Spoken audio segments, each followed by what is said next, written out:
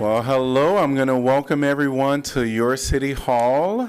Today is August 5th, 2025. It is 6 p.m., and I'm going to call the City of Iowa City meeting to order.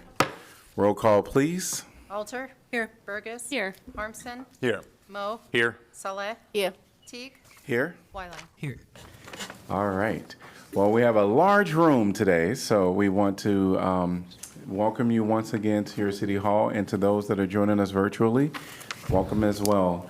We're going to move on to item number 2, which are proclamations, and the 2A is the National Farmers Market Week proclamation, and this will be read by our Mayor Pro Tem, Muzahir Salah. Whereas farmers markets serve as essential hubs for fresh, locally grown product and farm-made goods, providing a vital links between our farmers and the communities they nurture. And whereas the Iowa City Park and Recreation Department has operated the Iowa City Farmers Market for 53 years, growing into the largest recurrent weekly event in Iowa City. And whereas these markets foster direct relationships between consumer and grower, offering transparency in food securing and supporting local economy. And whereas farmers markets create vibrant public space, contributed to the community health, and celebrate the rich agricultural heritage of our nation. And whereas these markets play a critical role in expanding access to nutritious food, promoting sustainable farming practice, and empowering local farmers to thrive. And whereas National Farmers Market Week provide an opportunity to recognize the important contribution of farmers market to the health, economy, and well-being of our communities. And whereas this recognition encourages all residents to explore and support their local farmers market, thereby strengthening the bond of the community and fostering a deeper appreciation for the bounty of our land.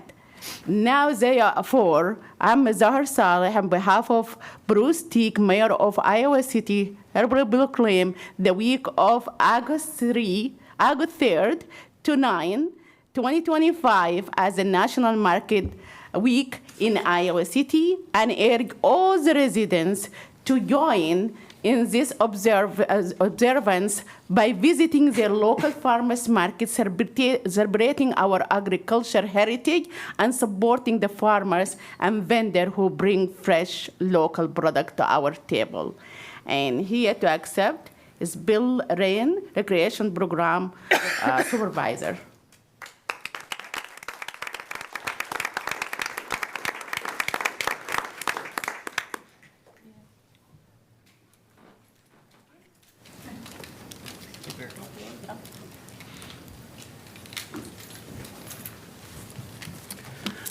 Good afternoon. My name is Bill Lane. I'm Recreation Program Supervisor for Communications and Special Events for Iowa City Parks and Recreation. I'll try to keep this pretty short. I know we have a busy day. Thank you for this honor in recognizing the vital role that farmers markets play in our communities. Iowa City Farmers Market, an event hosted by the Iowa City Parks and Recreation Department, is especially meaningful. It's more than a place to buy produce, food, art, and other wares. It's a gathering place where relationships grow and community is strengthened while enjoying local musicians and all the variety that Iowa City has to offer. We proudly accept this proclamation on behalf of our vendors, customers, and everyone who makes the market a vibrant part of our city. Thank you. Thank you.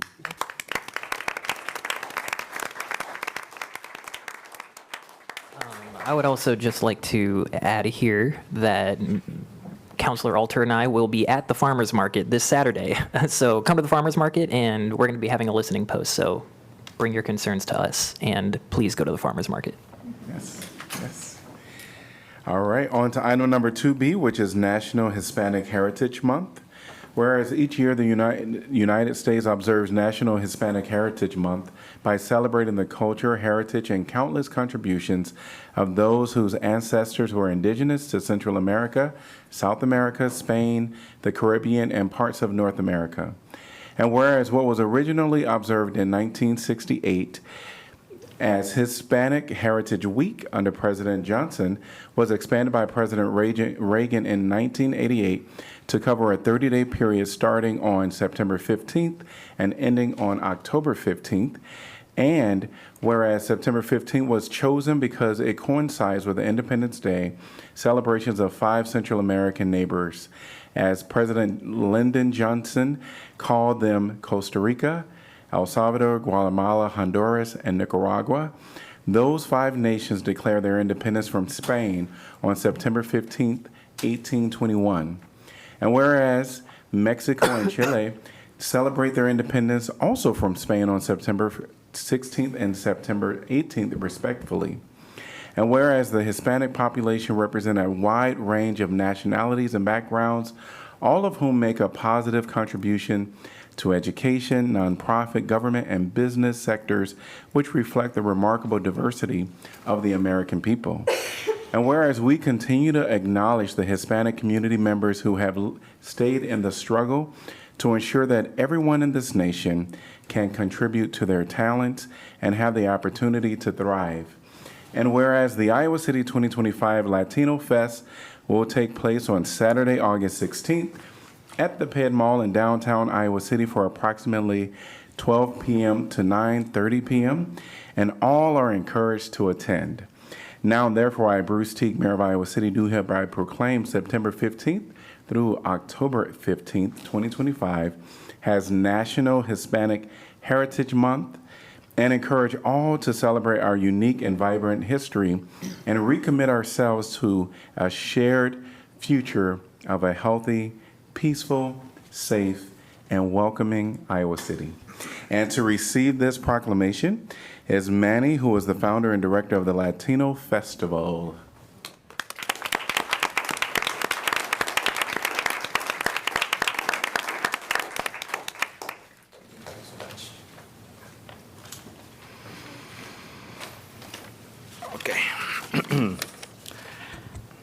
On behalf of the Iowa City Latino Fest organizing team, community members, and our generous sponsors, I offer our deepest gratitude for this city proclamation honoring not only the Iowa Latino Fest, but the Latinx community as a whole.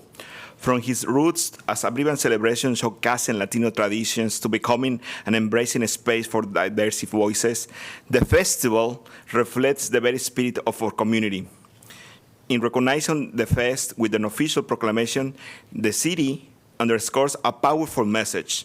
We are stronger when our society values inclusion, diversity, and multilingual cultural exchange.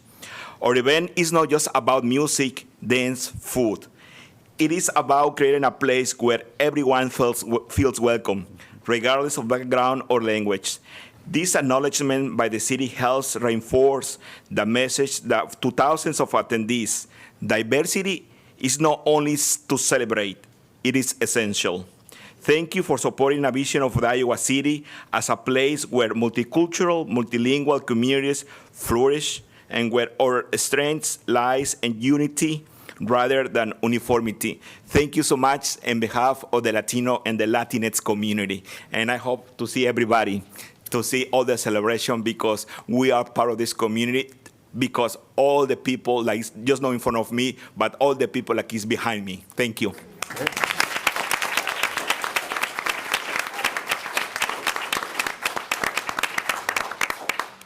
Thank you. And it is a wonderful celebration, so I encourage everyone to attend.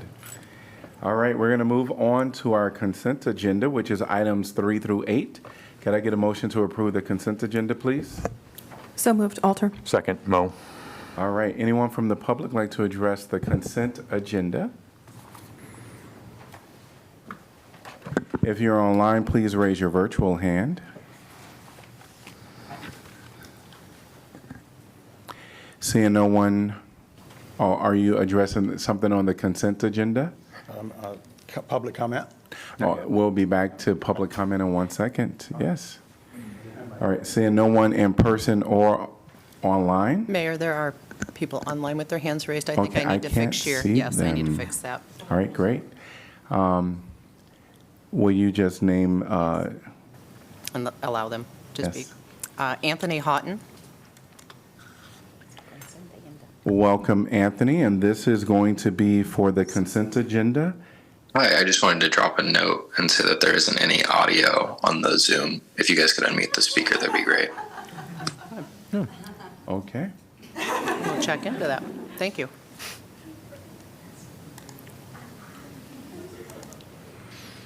Great.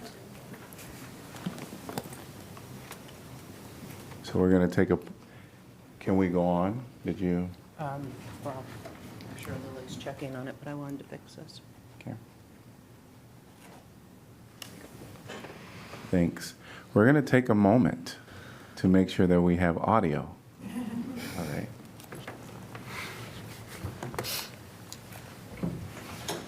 We should be good. All right.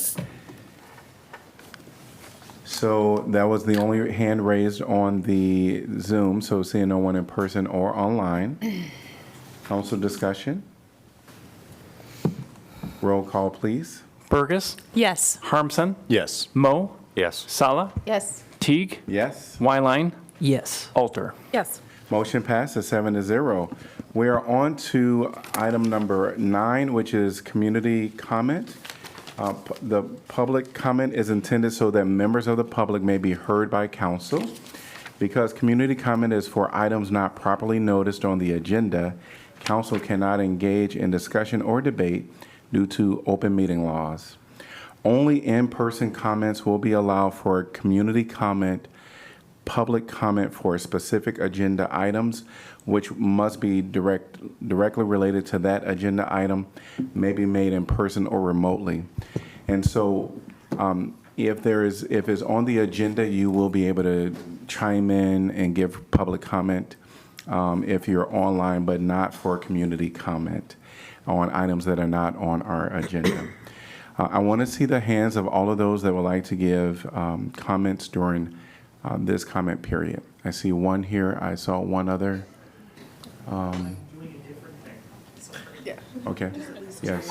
All right. So we'll be able to allow 3 minutes, and we welcome you at this time. There are sign-in sheets at the back that we're going to really encourage people to fill out if you want to give comment today. There's also a sign-in here. We're going to allow you 3 minutes. Welcome. Hi, my name's Brian Norris. I actually was trying to get in on the correspondence agenda for the Beach Street. That's my property right there. I was hoping that you guys could table it until you had neighborhood input. But I'm also here on another agenda item. I emailed you guys. I'm looking to build a patio at Koa Cantina.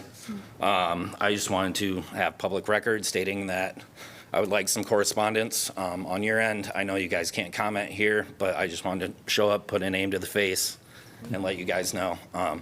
Look forward to your response. Won't take too much time. A lot of people here, but thank you for your time. Thank you.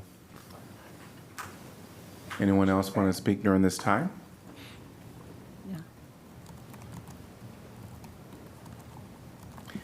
Welcome. And for the record, what city are you from? City? The past speaker, Iowa City. Great. I have one request before I start. All right, I'm going to ask you to give your, say your name and your, the city you're from. My name is Raymond Neppel. I'm from Iowa City. Okay. I have one request before I start. I'm a Navy Vietnam veteran, so I request that you not turn the clock or ticket down. It makes stressed and anxious for me when I'm trying to give a presentation. Apparently served too many combat missions in Vietnam, so I apologize for that. Okay. Good All right. evening. Good My evening. name is Ray Neppel, former town mayor of Templeton, Iowa. Marlene and I reside at 2438 Walden Court. I'm here this evening because our 30-foot-long sidewalk has settled over 2.5 inches and is nosediving to the foundation. The street is shrinking and needs a French drain. I, as well as Pauline Taylor, a two-term city council here, addressed this issue at the January public comment section. I also returned in March. Marlene and I celebrated 55 years of marriage last week. She announced I will no longer leave this condo and walk that sidewalk without you holding my hand. I'm very afraid of falling at 79 years of age. I share that thought. The CDC says 1 in 4 seniors aged 65 or older experience falls each year, requiring nursing home care would drain our assets. Then comes Medicare, and you, the taxpayers, get to pick up the bill. Why? Because the city government has failed to utilize the Iowa Judicial Nuisance Code, Chapter 657, It is available by the state of Iowa to all 99 counties. Attorneys say the small claims court is a waste of time when you only own 3% of the property. The HRA residents are 79 to 85 years old with cognitive issues, cancer.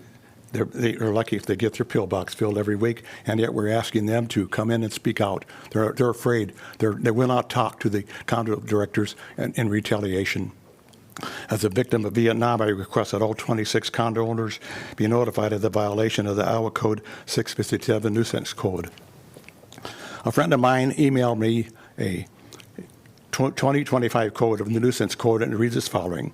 Whatever is injurious to health, indecent, or unreasonable offenses to the senses, or an obstruction to the free use of the property, so as essentially to interfere unreasonably with the comfortable enjoyment of life or property, is a nuisance, and civil action may be taken.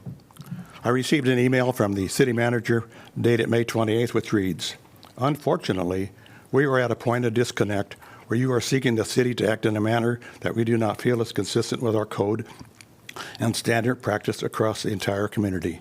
We cannot do any more, and I understand that is frustrating for Eddie's residents to hear. The resolution you are seeking are appropriate for the HOA to consider. As a former mayor in doing 2 terms, we actually utilize the nuisance code. It's been available for years, and I don't know why Iowa City is refusing to step up to the plate and take the action. Nearly all cities must manage nuisance properties in their communities at some point. Such properties are unappealing and can cause surrounding property values to decline, create a bad image to the community. I'm not requesting that you have to come and fix it. All I'm requesting, get up off your butts, get off at the desk, fill out the nuisance code, and send it to all 26 owners so they are aware that they have to fix it. Cognitive issues are prevalent in the 26 condos. And the street is settling. You, as a public utility, have water, you have gas, you have electric, we have ion, and what do? You stand there out and do nothing. The shutoff for my meter is located in the next duplex, and it's got 25 feet of cracks, and you would think the city would want to at least take care that main doesn't break, rupturing a line. It's ridiculous. I shouldn't have to be here 3 years, and anytime you come and speak 3 minutes, I think you owe it to the public and to the person that comes here to do a follow-up. I was here the first time and I spoke, and I got 45 days passed before I came the second time. It's time for you people to do your job. You are elected by the people, and if you do not have the proper people to enforce those issues, reach out and get your Swiffer duster and hire some new people. This is ridiculous. Most people won't even come here because they're afraid. They don't get any consensus. They don't get any judgment. They get nobody giving you any satisfaction other than, oh, we're going to pass the buck. That's ridiculous. We sit behind the desk for 17 years, and you cannot enforce a code of nuisance that's been in existence for over 50 years? Ridiculous. Thank you for your time. And I want to show you a picture. This is what it looks like when somebody tries to walk down our sidewalk. You wonder why my wife is afraid? How would you like to come home and have your wife meet you at the door and say, hey, guess what happened to me today? Guess the news I've got. Husband will raise his eyebrows, and she'll say, grab my hand and I'll walk you out. This is a 30-foot hunk of gutter system that was applied to 2 condos, which were worth $250,000. I wonder how much that hurts the resale value when this is done to a condo owner. We come to Iowa City wanting to chase our grandkids. We can't even go out and play in the grass with the grandkids because we've got French drain that is needed, wasn't put in 8-9 years ago. You read the code book for the condo association. There's 90 pages, and there's one word in there that says street in the 99 pages that says the condo association owns it. Mayor Teague, that's 3 minutes. They also say you got to go out and get 10 or 13 votes. Thank you. In order to have another meeting, and they won't even answer the door. Thank you. Thank you.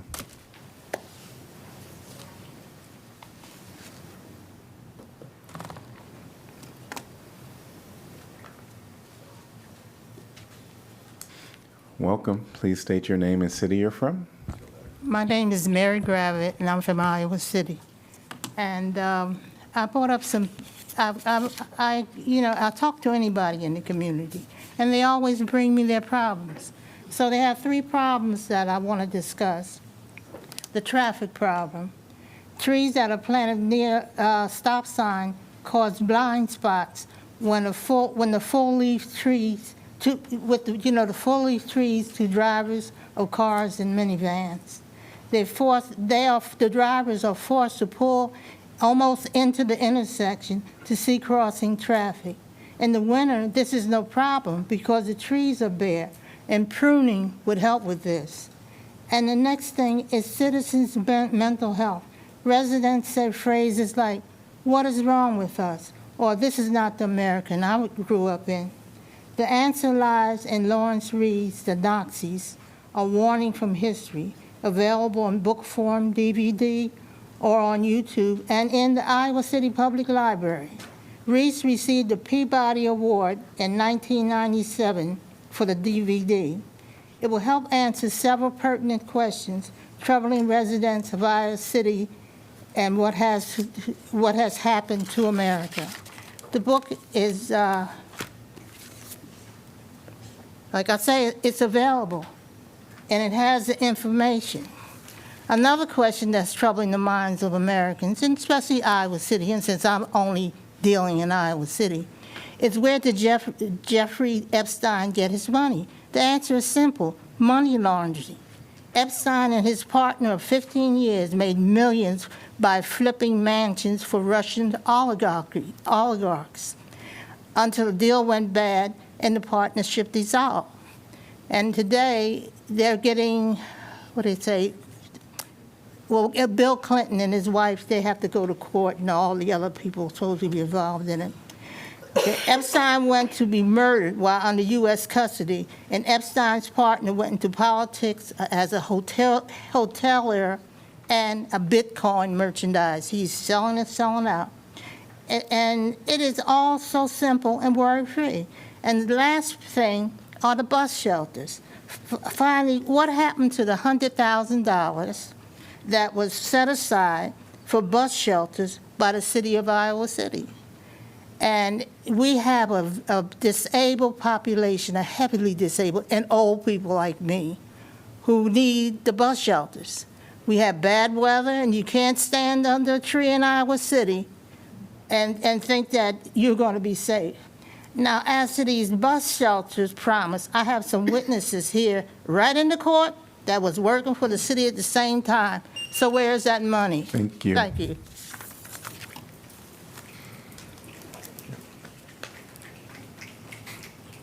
Yep. Anyone else want to speak during public comment? Seeing no one else, I'm going to close public comment or community comment. All right. We're going to move on to planning and zoning items 10. 10A is rezoning lot 66, Monument Hills. Ordinance rezoning approximately 7.76 acres of land located on lot 66, Monument Hills final plat from low-density single-family residential zone with a planned development overlay to low-density multifamily residential zone with a planned development overlay. And I'm going to open the public hearing and welcome. Thank you, Mayor. Danielle Sisman, Neighborhood and Development Services. As you introduced this item, this is a rezoning. The applicant in this case is Monument Hills LLC, and they've requested this rezoning for the 7.76 acres that is lot 66. Lot 66 is highlighted here in the white dash. It's located on the northwest corner of two arterial streets that intersect Rochester and Scott Boulevard. This lot was created as part of a larger subdivision called Monument Hills in 2023. It's bounded by Scott and Rochester, as well as some local streets to the west, and an area to the north of it, which is in a conservation area, Outlot C. This shows the rezoning as it is today. It was part of a larger subdivision and was rezoned as part of that subdivision to that OPD RS5 designation. That designation was because there were sensitive areas in some of the lands not on this particular lot. This is the OPD plan that accompanied that rezoning. The area that's lot 66 is shown on the bottom right, the multicolored layout of the buildings. It was to be sold for senior housing development and was to have 12 single-family homes, 3 duplexes, and a 2-story 29-unit multifamily building, as well as a private clubhouse for residents. That development concept was incorporated into that original zoning, and here's a close-up of that. The rezoning being requested tonight is to accommodate a change in the buyer. It's now Nelson Construction and Development for their proposed senior housing development on this site. As I said, it would still be for construction of independent senior living community, but in this case, it would consist of 3 duplexes and a single 100-unit multifamily style independent senior living apartments for a total of 106 units on the subject property. The courtyard of that multifamily building would include amenities for those residents. I believe they've shown some sports courts and a pool. So this, as I said, was rezoned once and actually went through the platting process. So we're back to a rezoning step. The plats would still remain in effect, still as an established lot. All of the conservation easements that were obtained to protect those sensitive areas are already in place. And the initial rezoning had some conditions, but all of those conditions were fulfilled as part of that site, as part of that platting process. So as I said, this is a request just to rezone one lot. Because it's an OPD request, we do go through the additional criteria as well as the basic criteria of consistency with the comprehensive plan and the compatibility with the existing neighborhood. It is continuing to be consistent with the comprehensive plan. The comprehensive plan calls for clustering of development on this larger subdivision because of the sensitive areas through a conservation easement obtaining the original 65 acres of that approximately half will never be developed because it was preserved and protected through that process. Therefore, this lot continues to be consistent with the comprehensive plan. It's also subject to a neighborhood district plan. The proposed development generally aligns with the concept and policy vision of that district plan. As I said, it was part of a larger development, and subdivision-wide, there is a predominantly single-family character to this subdivision with a concentration of more of that housing closer to those arterial streets of Scott and Rochester. Again, this is compatibility with that existing neighborhood, showing the entire 65 acres of where lot 66 is also a part. So again, it concentrated that single-family development to the west and north of itself and really kept the multifamily closer to the streets. In reviewing the criteria for the OPD rezoning, it does continue to meet the density requirements for the base zone that's being proposed, which is RM12. And the proposed plan continues that existing pattern of mostly single-family development and concentrating multifamily development away from that and transitioning through the use of the duplex housing. In the original proposal, the original rezoning, there were 3 waivers requested as part of that OPD. They were for lot width and the situation of some of the duplexes on corner lots. That's not really an issue anymore because we've changed our duplex requirements, and also for a reduction in setbacks because of the right-of-way that we needed to acquire near Scott and Rochester. Under this proposal, this rezoning, there's only 2 waivers. At this point, it's just 5 feet of additional building height being requested and that right-of-way setback that would continue to be requested. They did include some drawings of what the duplexes could look like, as well as the multifamily. We also reviewed the burden on street and utilities. We did staff requested an update to the traffic study that was originally submitted to reflect the change in the number of dwelling units on the site. There continues to be no concern from staff about that traffic load. The street network is adequate to, the street network is adequate to accommodate the additional development. The design also minimizes impacts on nearby residents and would be compatible with what would be expected with normal development. It would be, because it's a multifamily building, subject to our multifamily site development standards, which don't get reviewed at the time of the zoning OPD plan, but they would certainly be part of the site plan. When a site plan is filed, all of those standards would be reviewed. Those standards include things like the particulars of the building entrances and design, requirements for which way doors face and how they're easily accessible, things like that. And then the OPD plan does include a mix of duplexes and multifamily. It does expand housing choices, and so it would be in the public interest for this rezoning to proceed. Again, this shows that in blue, the rezoning of just lot 66 as part of tonight's action. The applicant did hold a good neighbor meeting in June of this year, and based on a review of those relevant criteria and specific criteria, staff recommended with no conditions this time because all of them have been fulfilled, that the rezoning be approved.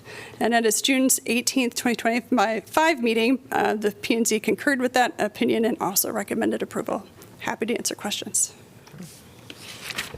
Can you say a little bit about, excuse me, the residents who attended the Good Neighbor meeting? Were there any, was there conversations / takeaways? I did not attend that meeting, but there's a summary of that in your packet where they summarize the issues. My understanding is there was some significant discussion about traffic at that meeting, but the developer could also address that if you like. Thank you for the reminder.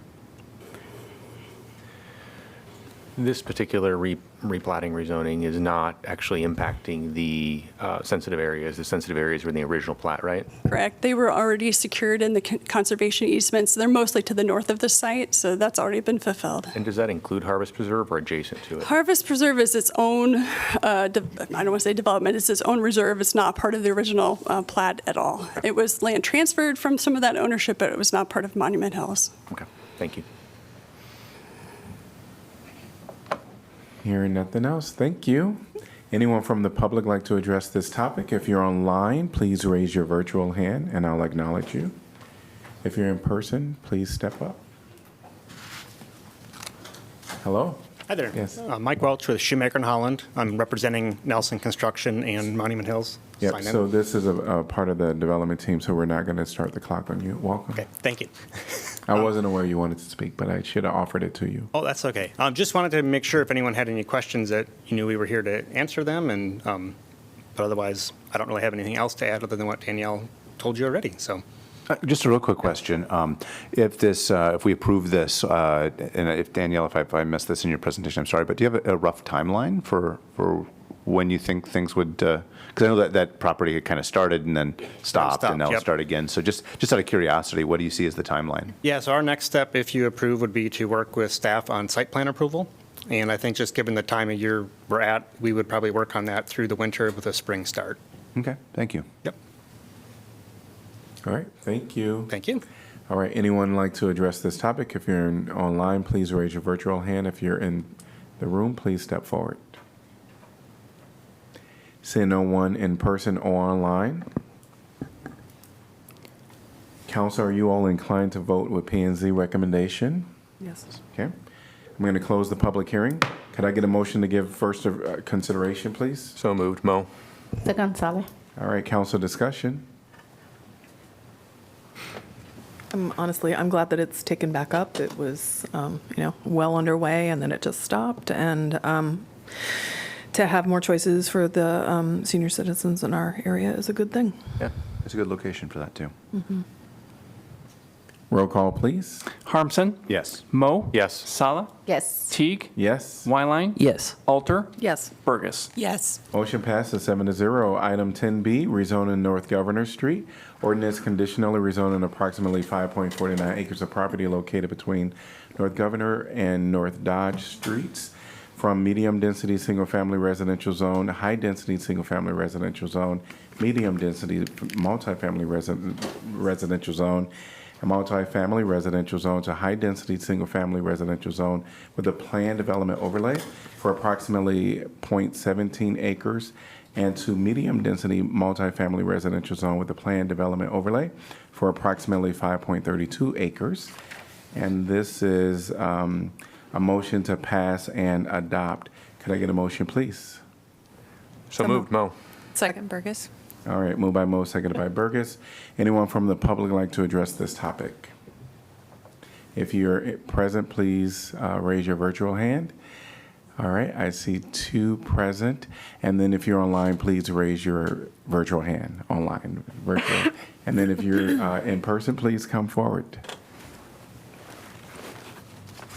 Welcome. Thank you. I'm Audrey Barrick from Iowa City.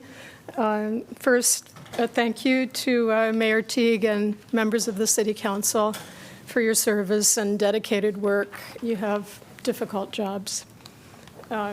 I'd like to bring to your attention a critical factual inaccuracy contained in Eric Goer's memo dated March 27th, 2025. The memo states, "The OPD also ensures that the western portion of the subject property along North Dodge Street retains the transition from existing single-family homes to the south to the existing apartment buildings." This assertion is objectively incorrect. The fact remains that 900 North Dodge Street, currently zoned as single-family, is upzoned to multifamily RM20 in the current proposal. And the proposal, the rezoning, would eliminate this transition that now exists. The memo's statement misleads and provides council members with inaccurate information on a matter of substantial public importance. While it is claimed there's no immediate plan to demolish 900 North Dodge Street, the rezoning does leave this wide open as a future possibility. 27 adjacent homeowners have signed protest petitions specifically opposing the inclusion of 900 North Dodge Street in the OPD. Elimination of the transitional zoning would be contrary to overwhelming public opposition and sets a troubling precedent. The inaccuracy has been brought to your attention previously in both letters and public comments. It is troubling that the information has received no response from councilors nor retraction by the city attorney. It matters very much that you know that you are fully aware and without doubt that voting yes today is a vote to eliminate the transitional zoning for the express purpose of increasing and then transferring unused density to achieve 84 units a block away in order to line the pockets of a developer who has no commitment to actually developing the land. A yes vote will serve to increase the purchase price only. It would be easy enough to take 900 North Dodge Street out of the OPD and preserve the transitional zoning, as with its twin on the northwest corner of the OPD, which remains as RS12. This would decrease the allowable units by just a few, perhaps take it down to about 78 units. What values are expressed by this non-transparent removal of the transitional zoning? Not adherence to the comprehensive plan, nor respect for resounding voices of the neighborhood. I urge you to not proceed with the vote tonight until this is resolved. Thank you. Thank you. Welcome. Please state your name and city you're from. Well, first I'll sign in. Yes, and then please I'll do. tell you. Yes, yes.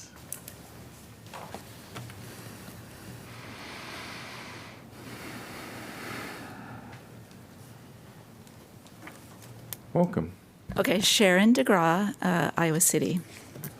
So this is about 911 North Governor Street rezoning. Dear Iowa City City Council members, thank you to the council members for the job you do as representatives of the people of Iowa City and as leaders of city government. The final vote for the rezoning of 911 North Governor Street will mean a lot to the owners of properties who signed protest petitions against the rezoning. The outcome of the court order of Tracy Barkelow's 2018 ruling does not say that Iowa City Council must vote in favor of rezoning the 5.49 acres to RM20. It only says that he be allowed to develop the R3B parcels. No owner-occupied resident in the neighborhood has advocated for the rezoning. Remember, 27 neighboring households within 200 feet signed the protest petition, nearly everyone eligible. That should be loud and clear and shouldn't require owners to hold meetings with you or show up in person at city council meetings. Listening to those most affected is not only good governance, it's essential for growth that is sustainable and just. Only by engaging with residents earnestly can the council ensure that progress does not come at the cost of displacement and disconnection. Multifamily housing that is less than RM20 is appropriate for the area to be rezoned. As a neighboring resident who has followed this issue, I ask that you vote down the rezoning tonight. If you must, please postpone the vote one more time so that any council member willing to listen can talk with residents in a more comfortable setting. None of them really want to come here, as do I, but I will. To understand that Iowa Cityans can be pro-development, yet have informed opinions against development that doesn't work. And here's a copy for the record. Thank you. Could I get a motion to accept correspondence, please? So moved, Mo. Second. Moved by Mo, seconded by Saleh. All in favor, say aye. Aye. Aye. Any opposed? Motion passes 7-0. Anyone else like to address this topic? Seeing no one in person or online, council discussion. I would like to just ask our city attorney to respond to the information that was provided. Certainly. So as was covered in the staff report from Planning and Zoning, the transition comes from the fact that this is an OPD zoning. Absolutely correct that this goes from RS 12 to RM 20. However, as part of an OPD, that property that Ms. Barrick raised is presently a duplex. As part of this rezoning, it'll have to be converted to a single-family home going down in density. If that were to be demolished or before anything else could be built, it would have to be rezoned, which means it would have to come back before either this council or some subsequent council. And, you know, at that point, Ms. Barrick could complain about the property immediately to her north.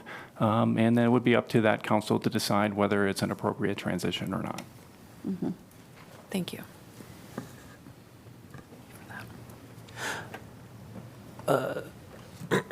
So one of the reasons that I wasn't sure if Mr. Marner was here. I'm not sure I see him in the audience. But one thing about this for me is that the developers had asked for a deferral, and they said specifically to try to bow tie some things that we had concerns about. And since then, I've looked and I haven't really seen kind of, unless I'm missing something. Yeah, that's the next item. That's the final plat for Scarlett Point subdivision. Admittedly, it carries a different title, and so thus is confusing, but that's the very next item is what they were trying to tie up at the same time. That is approval of the final plat at the same time as the rezoning. And okay. Oh. I'm sorry? But you can't do a replat until the zoning is done, and usually procedurally it would be done in a consent agenda, so it's just a highly irregular process. Is that correct? It is unusual to handle it in this fashion. That makes a lot of sense to me, because when I was reading through all this, it was very very confusing to me. So thank you. It is confusing. Thank you for clarifying that. And so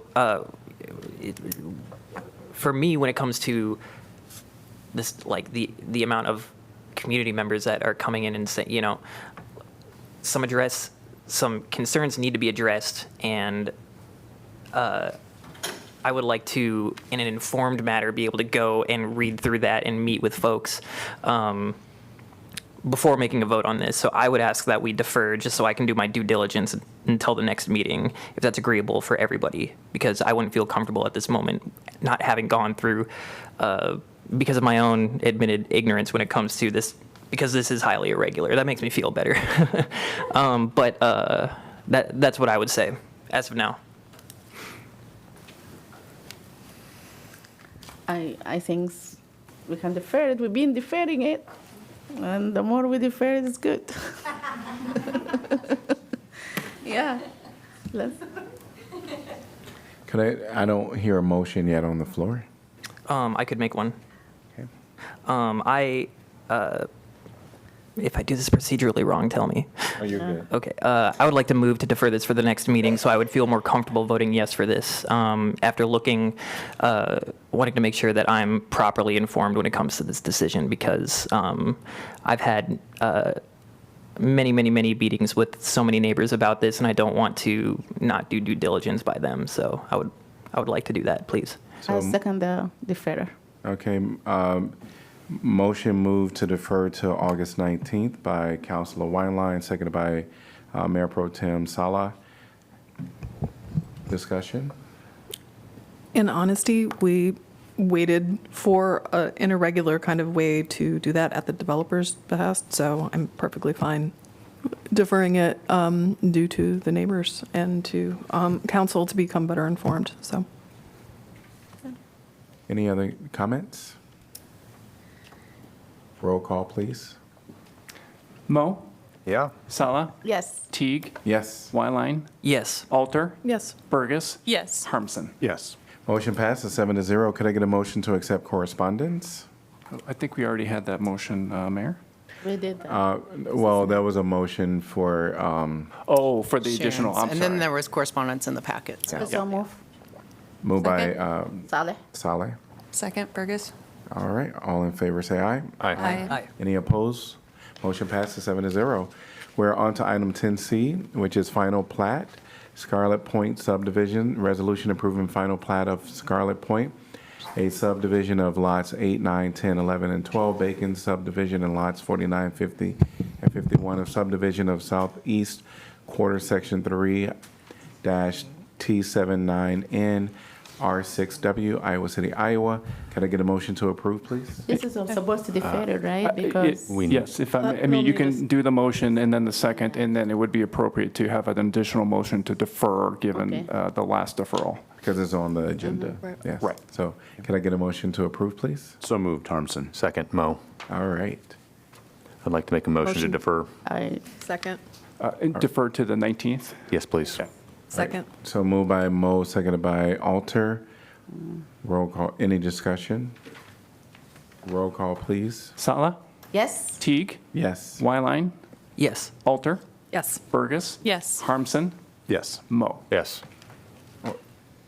Motion passes 7-0. Item number 11 is going to be our regular formal agenda. 11A is fiscal year 2025 CDBG Fairmeadows Sidewalk Improvements Project. I'm going to open the public hearing and welcome. Yeah, good evening, council and mayor. Just close it out. Can you just close this? Okay, here we go. I'm here to give a brief presentation on the fiscal year 2025 CDBG Fairmeadows Sidewalk Improvement Project. The project is located at the north end of Fairmeadows Park. As you can see from the overall view of the city here on the left, it's in the southeast side of Iowa City. And in the zoomed-in view on the right, you can see Fairmeadows Park and Grantwood Elementary School right next to it. The project location is identified in orange, which represents the sidewalk improvements.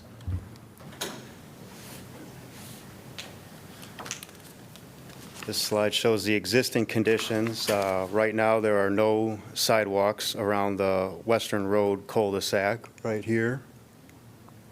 There is no connection to the existing trail network in Fairmeadows Park, and what I mean by that is there's a wide sidewalk that goes along this parking lot in Fairmeadows Park and kind of leads over to this trail here to the amenities in the park, the playground and a splash pad and shelter and other stuff. Right now at Union Road, which is right here, the sidewalk just ends at the park, and at the south end of Union Road the street is in poor condition. Sediment is settling on the surface due to stormwater not draining properly. You can kind of even see that on the aerial photograph here. The proposed improvements include a 5-foot wide sidewalk that goes around the Western Road cul-de-sac. You can see the sidewalk is shown in orange here with a kind of a magenta outline. It also includes a 10-foot wide concrete trail that connects to this sidewalk that goes along the parking lot here, and that leads to the other amenities in the park. The project also includes a 10-foot wide concrete trail here that goes between Western Road and Union Road. There are ADA curb ramps on both sides of Union Road. There's a reconstruction, it's kind of shown by the diagonal orange lines of the south end of Union Road, including a new intake at the south end, and there's a new area intake north of the trail just to make sure there's no ponding. This project will meet several of the strategic plan objectives. One of those, of course, is mobility. The proposed accessible sidewalks and trails will increase the connectivity and walkability near Grantwood Elementary and Fairmeadows Park. An additional accessible route to Grantwood from Union Road through that 10-foot wide concrete trail that I mentioned. An accessible connection to the amenities in the park from the neighborhood, so that trail connection from the sidewalk that's in along the cul-de-sac of Western Road will connect over to the sidewalk in the park and make that an accessible path to the neighborhood to the north. This project will also improve safety and well-being. The sidewalk along Western Road cul-de-sac will provide a safe place for kids to walk or wait outside the street while parents are picking up or dropping kids off. What I've heard is this is used a lot for pickup and drop-off for Grantwood. This project will also impact the housing and neighborhood. The project utilizes community development block grant funds, CDBG funds. CDBG funds are designed to improve the quality of life for residents, particularly those with low to moderate income. The project is located in a CDBG eligible area. The estimated construction cost is $103,000. There's $100,000 available in CDBG funds for the project, so it should be covered by the CDBG funds, which are federal funds. So with approval tonight, we'll issue bid documents tomorrow on the 6th, have a bid opening August 26th, award the contract on the September 2nd council meeting. The contract has a specified start date of September 29th, and substantial completion is specified as November 14th before the contractor is penalized, so it should be completed before then. That includes everything except for final grass restoration, which is in the spring, and that's why there's a final completion date of May 15th. But there will be temporary seating in the substantial completion. So I guess with that, is there any questions? So it seems like it's on both school property and city property. And there's a segment of the circle that's on the school district. It's in right of way. It's in right of way. Is the city responsible for maintaining this entire new sidewalk network, or is it the school district? Yes. Okay. Well, since it's in the park, the city will. The park is the city. Except for the sidewalk that's adjacent to the school. Let me go back to that. So I think this portion right here, so here's this property line right here for the school.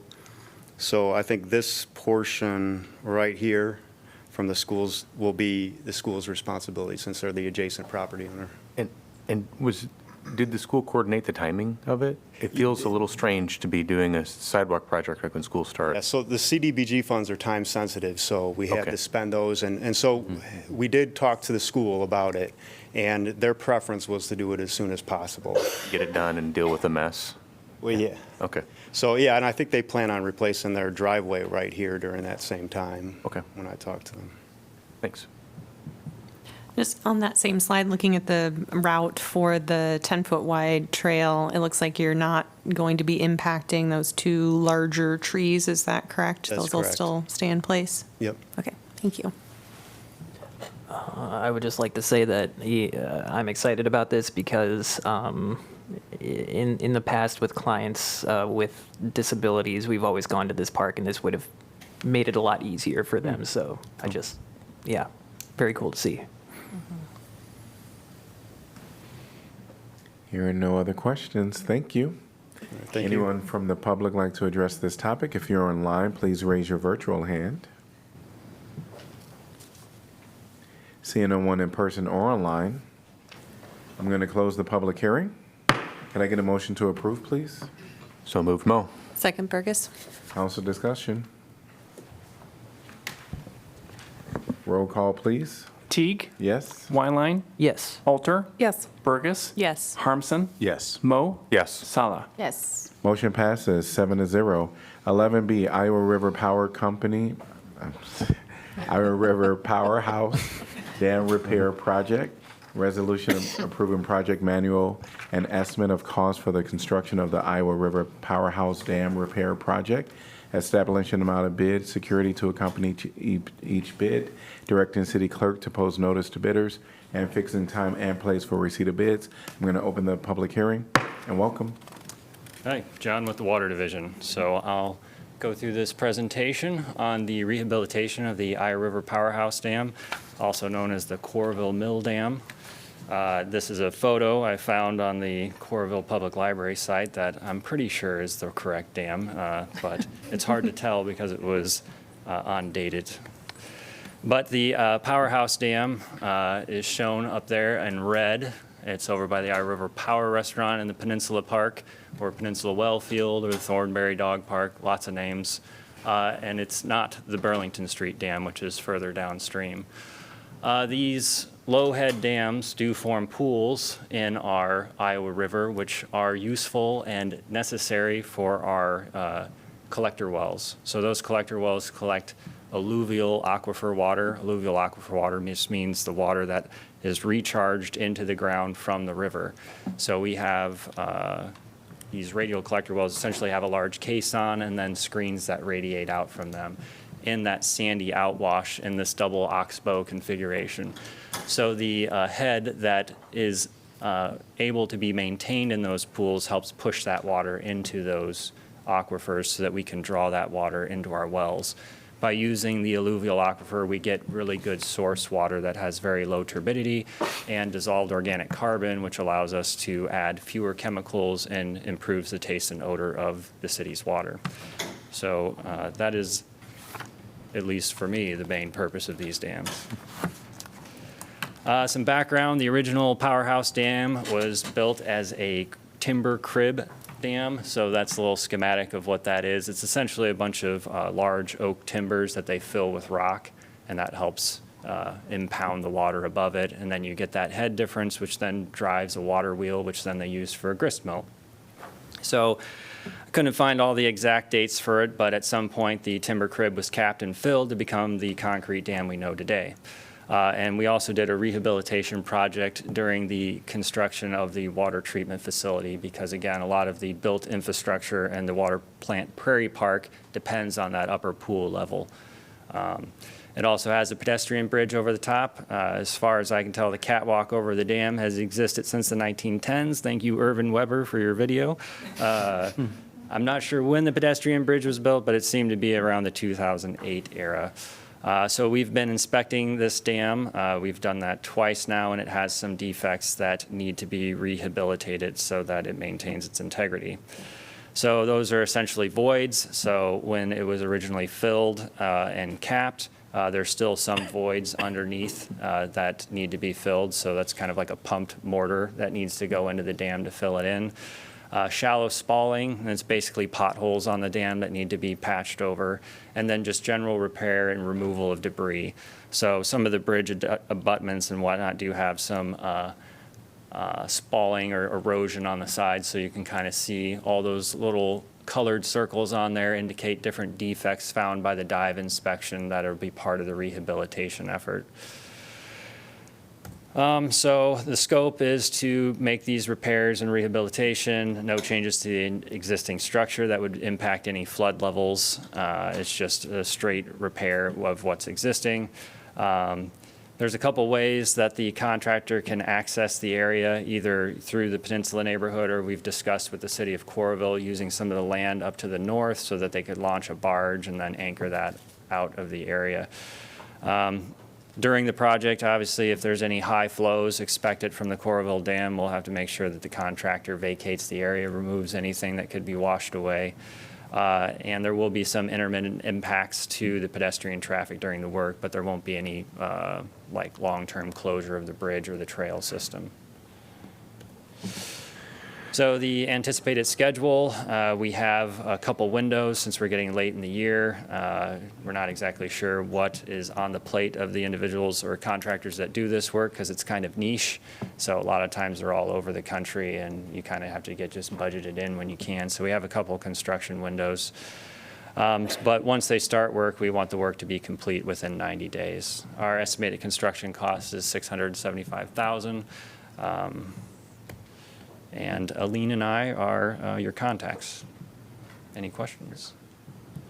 Just wanted to say thanks for the presentation. I know I was bugging Public Works for having discussion about why that dam is important, because the river is a passion of mine, and I would love for those dams to go away, but I understand that they're necessary for potable water for Iowa City. So I'll, of course, be voting yes for that, but I also wanted to take the opportunity to tell my colleagues, we do have on our strategic plan to do a riverfront master plan, and I know there's some work started on that, and I would love to do that more. So when we spend money, we know it's going to be something that serves the master plan. But I understand this is necessary for now. But thanks for the presentation. I really did appreciate that. And comments should have been waited until our deliberations. Yes, Thank this is you. question time. He's passionate. He's passionate. My question was, Yes. Yes. who is? Thank you. Any questions? My question is, could Josh Mum be any more passionate about the river? Yes, all right. Any other questions for John? Hearing none. Thank you. Anyone from the public want to address this topic? If you're online, please raise your virtual hand. Welcome. Please state your name and city you're from. Hi, everyone. My name is Clara Reinen. I'm from Iowa City. I'm here for something later on the agenda, but I did not know that the dams were part of the reason that we have those aquifers that we can draw groundwater from. I too am not always the biggest fan of dams, but those aquifers and the fact that we draw groundwater and not just river water is part of the reason why our nitrate levels are much lower in Iowa City than we see in other parts of the state. Even the university's campus has much higher nitrate levels than Iowa City's because of our groundwater. So shout out to groundwater.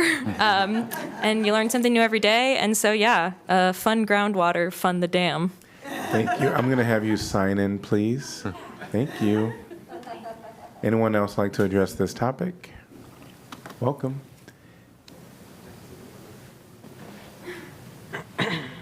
Hello, my name is Laramie Gibbons. I'm from Iowa City. I am a resident of the Peninsula neighborhood. I just wanted to speak to the pedestrian bridge. I had seen that we had concerns of an extended period of the bridge being out, as that is the main connection for much of the Peninsula neighborhood to anything such as grocery stores or employment or whatnot that is not either taking the bus or driving. I just wanted to speak to the concerns of the over summer. I do know that we have a decrease in the number of buses that we see an hour to that neighborhood. I was just hoping that we could think about reconsidering the decreases in the buses during the summers if this bridge project is being, or this dam project is being done, because we would see a loss of accessibility for those who do not drive. I know during the fall, we have that half-hour buses, but as we only have hourly buses in the summer, this would make it a lot more difficult for people who do not drive in this area to access things such as grocery stores, employment, or anything else that they may need. Thank you. Thank you. I'll have you sign in right there, please. Thanks. Anyone else want to address this topic? If you're online, please raise your virtual hand. If you're in person, please step forward. Seeing no one else, I'm going to close the public hearing. Can I get a motion to approve, please? So moved. Harmson. Second. Moved by Harmson, seconded by Wyline. Council discussion?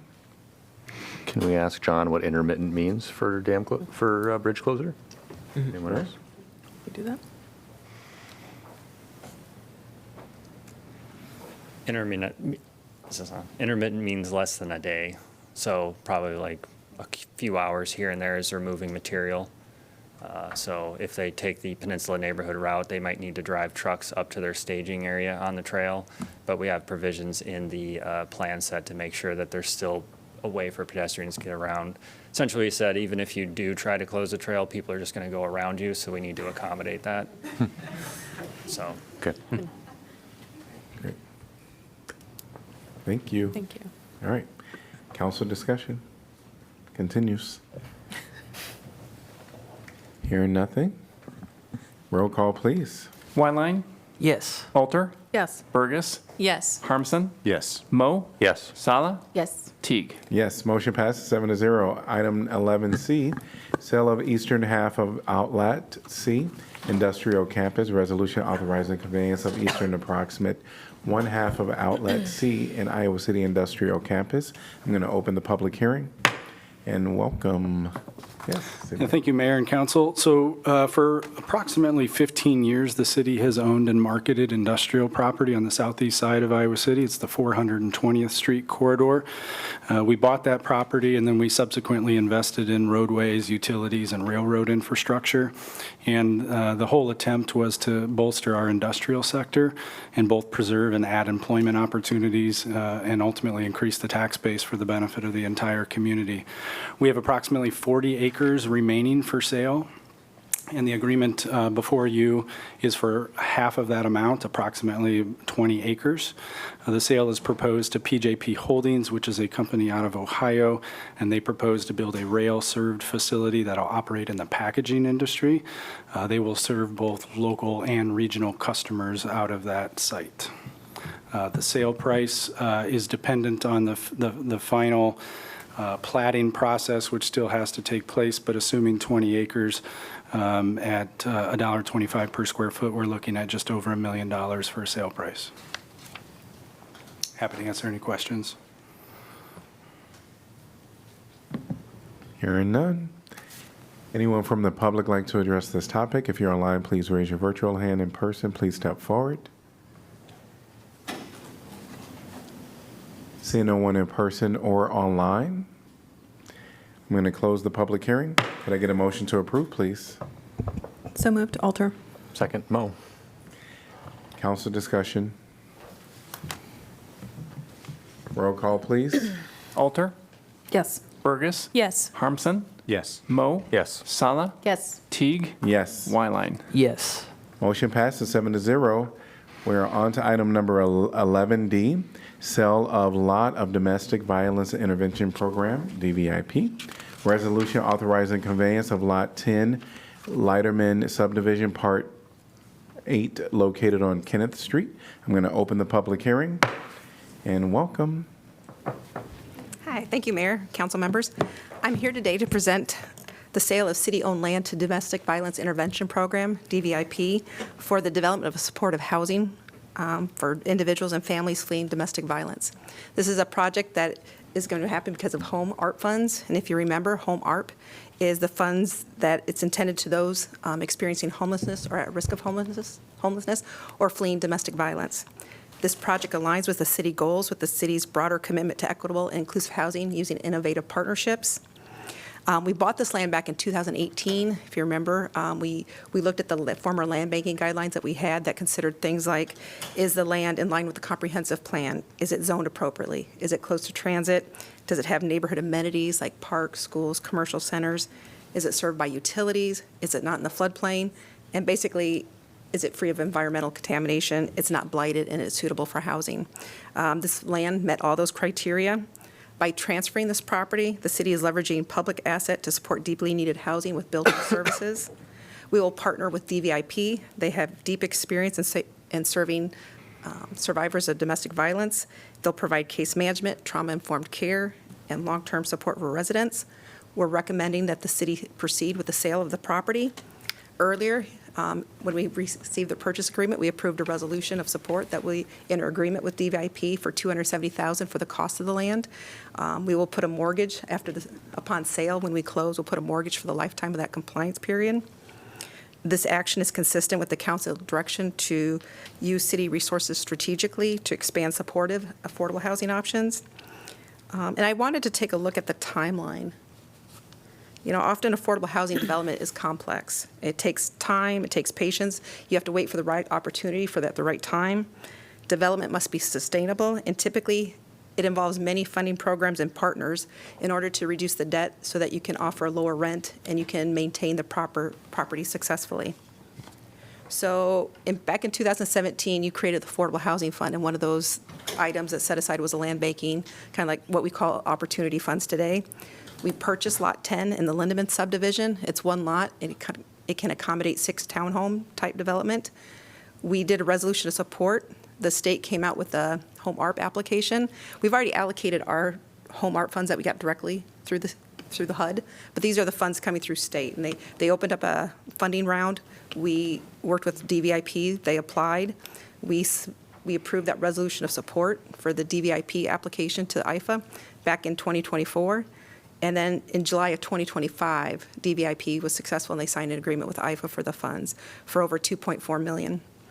So if the land is sold, if you guys agree tonight, we will sell the land to DVIP. They will proceed with construction. They're supposed to have it constructed by April of 2026, and we expect full lease up by 2027. I mean, that's 10 years from the time that you set this money aside. And you notice there's a big difference between 2018 and 2024. This was a third project we considered. Sometimes projects just don't proceed. The original intent when we purchased this land was a scattered site policy for LIHTC, low-income housing tax credit development, to work with a LIHTC developer. That did not pan out. So the next one we work with Better Together on a 3D affordable housing printing pilot project. That did not proceed. And then the state issued this opportunity with home ARP funds. And so that's what brings us here today. So I have pictures of the elevations. DVIP is working with Horizon Architecture, and Christy's here just to tell you about the property and the services that they'll provide. Welcome. Hi there. I'm Christy. Pictures. That's right, okay. And the floor plan. Got it. So we are really excited to be here. I'm Christy Fort-Mendoza. I'm with the Domestic Violence Intervention Program and Rape Victim Advocacy Program. And this has been a project that's been a little bit of time in the planning and getting going, but we're truly excited to move forward with it.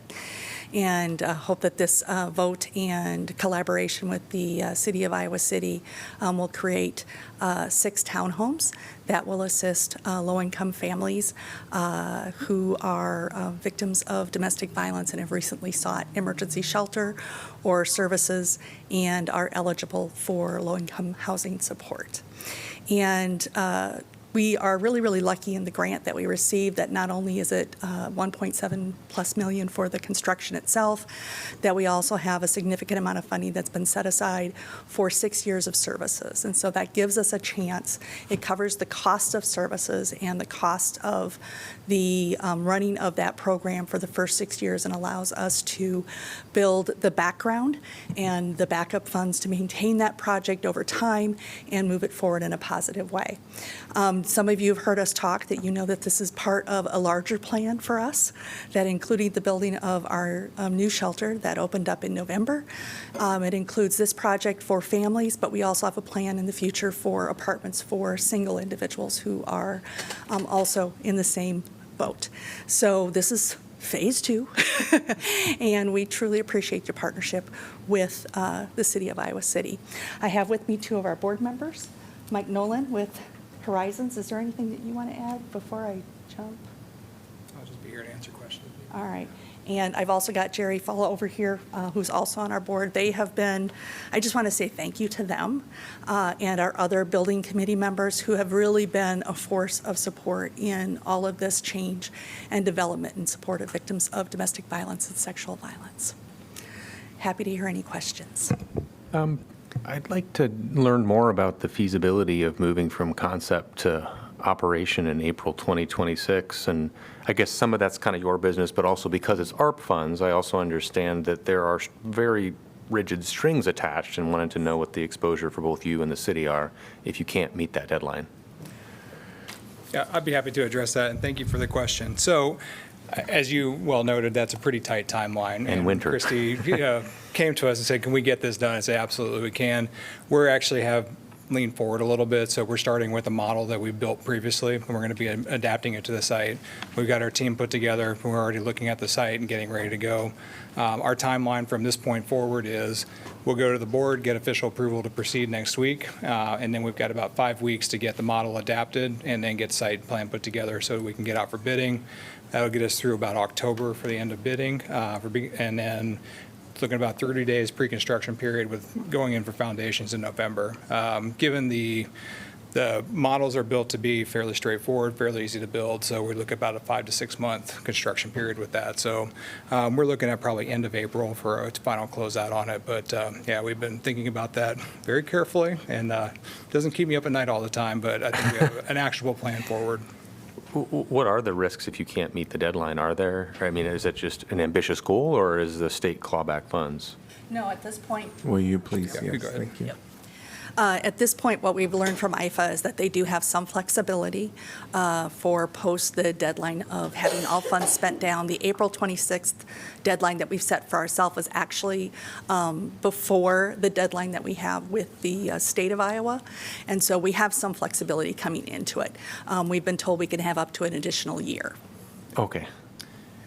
And I'll just put in that we are working on another similar, a little bit larger project with state funding, and we're in the same spot where just with COVID delays and some of the funding delays, they were able to get that extension. That was not a big deal. So IFA's been very good to work with in that respect. Okay, thank you. I have a question, and I apologize if you mentioned it, but will there be, are there going to be continued supportive services for the survivors who are in housing now?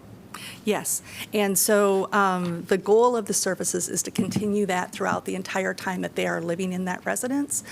We are not putting a time limit. One of the requirements under the Home ARP funding and contract is that as long as they're eligible fiscally, they can stay in those townhomes as long as they want. That is something that is designed to be able to create that foundation to help that family move forward. And so throughout the entire time that they're there, they will receive case management support, assistance with job placement, education, resources for children, all of those items. Thank you. Yeah, that was my question too, but it's not considered transition, so they will be there as long as they want, which is amazing. Yep.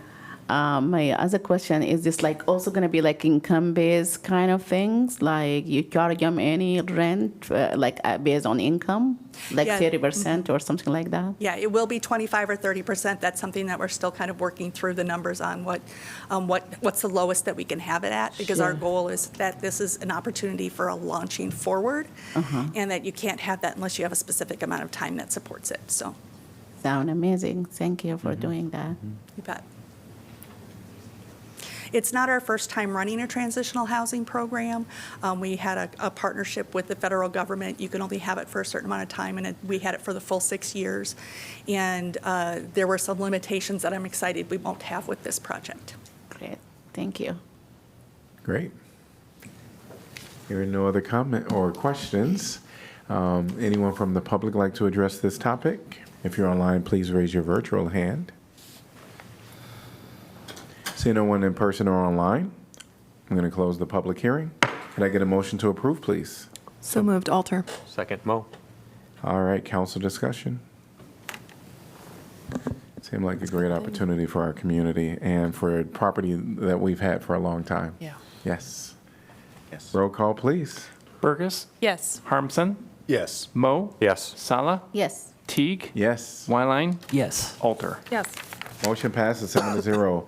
11E, Civil Service Commission, ordinance amending Title I entitled Administration to establish the Civil Service Commission. This is the second consideration, and staff is requesting expedited action. And who's going to read that? All right, great. I have it. It's the first one, right, Kelly? It says wait a second. Yeah, it should be. I move Oh, sorry. that the rule requiring that ordinances must be considered and voted on for passage at 2 council meetings prior to the meeting at which it is to be finally passed be suspended, that the second consideration and vote be waived, and that the ordinance be voted on for final passage at this time. Moved by Wyline, Second? seconded by Sala. And anyone from the public like to address this topic? Welcome. Hi, I'm Dr. Emma Denny. You've seen me here a number of times. I would like to stress to this council and to the city the gravity of SF 311, which is the bill that's forcing you to do this. I think everyone in here understands the issue of having fewer checks on police power and fewer ways of the city to meaningfully have a say over how it is policed and how violence is done in our city. It shouldn't be done at all. But the fact that we can't even have a community board that lets us oversee these things in this state is insulting and demeaning to every citizen of Iowa and every citizen of Iowa City. I understand the legal requirement from the state to have this in place. But I would like to impress onto this board that the city needs a solution to this problem. And I would like to see action in this area in the future in regards to just what oversight we can have over people who we give the power to kill in this city. Thank you. Thank you. Anyone else like to address this topic? Seeing no one in person or online. Council discussion. I would just like to say that during our work session, right before the formal meeting, we had a lot of conversation about just that. So I think moving forward, there's going to be lots of opportunities to have exactly the discussions about, you know, what creative things we can do to replace what the state tries to take away from us. Roll call, please. Harmson. Yes. Mo. Yes. Sala. Yes. Teague. Yes. Wyline. Yes. Alter. Yes. Burgess. Yes. Motion passes 7-0. Can I get a motion to pass and adopt? So moved, Mo. Second. Moved by Mo, seconded by Alter. Roll call, please. Mo. Yes. Sala. Yes. Teague. Yes. Wyline. Yes. Alter. Yes. Burgess. Yes. Harmson. Yes. Motion passes 7-0. 11F, electric and gas franchise fees. Ordinance amending Title 12, Chapter 5, franchise fees to repeal the 1% franchise fee and enact a 2% franchise fee on the gross revenue derived from the distribution, delivery, and retail sale of electricity and natural gas by franchisees, including Mid-American Energy Company or other natural gas providers utilizing the distribution system of Mid-American, to customers within the current or future corporate limits of the city of Iowa City, and to describe the purpose of the revenue collected. Could I get a motion to pass and adopt? So moved, Mo. Second, Harmson. Anyone from the public like to address this topic? If you're online, please raise your virtual hand. Seeing no one in person or online, council discussion. Roll call, please. Sala. Yes. Teague. Yes. Wyline. Yes. Alter. Yes. Burgess. Yes. Harmson. Yes. Mo. Yes. Motion passes 7-0. Item 11G, we know that Mayor Pro Tem Sala is going to recuse herself on this item.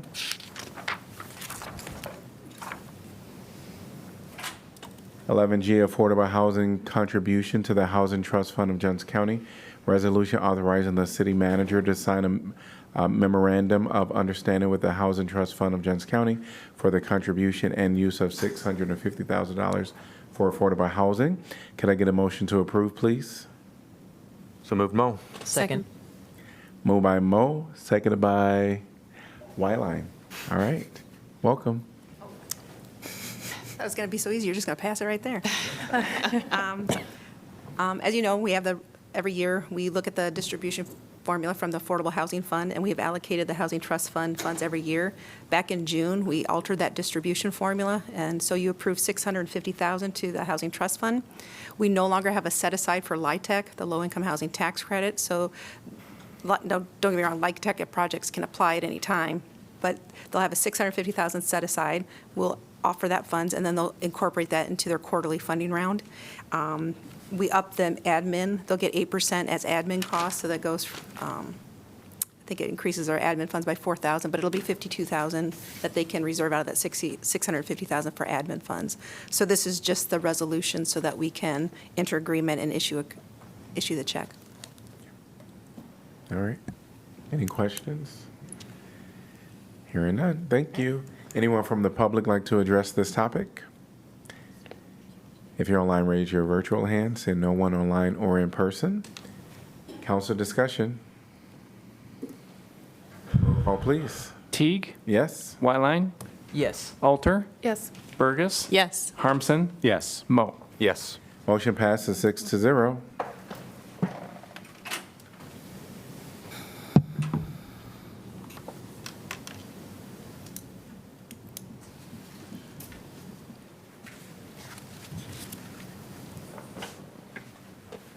Item 11H, local option sales and service tax. Resolution submitting the question of the imposition of local sales and service tax to the qualified electors of the city of Iowa City. Can I get a motion to approve, please? So moved, Harmson. Second, Mo. All right. And any, we'll just go straight to the public. If there's anyone from the public that would like to address this topic. If you're online, please raise your virtual hand. See no one in person or online. Council discussion. I know that I already had a couple discussions with some counselors, but there was some a very small thing when it comes to the language, but could be small, but could be significant, to make sure that we don't accidentally, while we have some specific language included, we don't accidentally exclude permanent housing supports with transitional. So I think that changing it to the 25% shall be used to preserve existing affordable housing stock, increase shelter and transitional / permanent housing supports. That is something that I would like to see added to the agenda, or added to the language, just that one word. Mm-hmm. Can I offer a wordsmithing? I agree.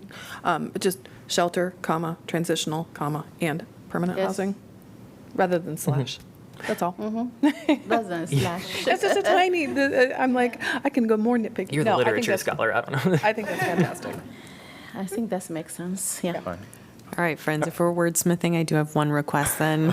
Just the words, well, okay, it says shall otherwise be, and then it says 25% shall be, shall be, shall be. Can we just take the shall be out from behind the percentages so that it would just read the specific purposes for which the revenues shall otherwise be expended? The otherwise is because the other 50% has to be for property tax relief.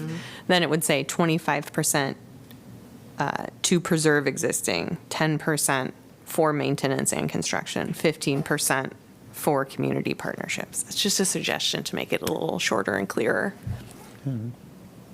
I can support that. No problem with that. Yeah.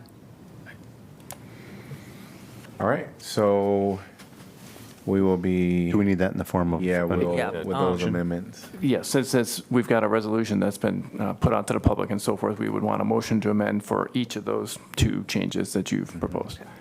Okay, I would like to make a motion to, in the manner that Councilor Alter described, add the word permanent after transitional into housing supports. I'll Oxford, ask, comma, yeah. Oxford, comma. Could you Yes, read how you would like it to read again, just so we're 100% crystal clear? Okay. In whether that's Councilor Alter or Wineline is. You can do it. Okay. Let me get to the right page here. So 25% to preserve existing affordable housing stock, comma, increase shelter, comma, transitional, comma, and permanent housing supports, comma, and that's the change. And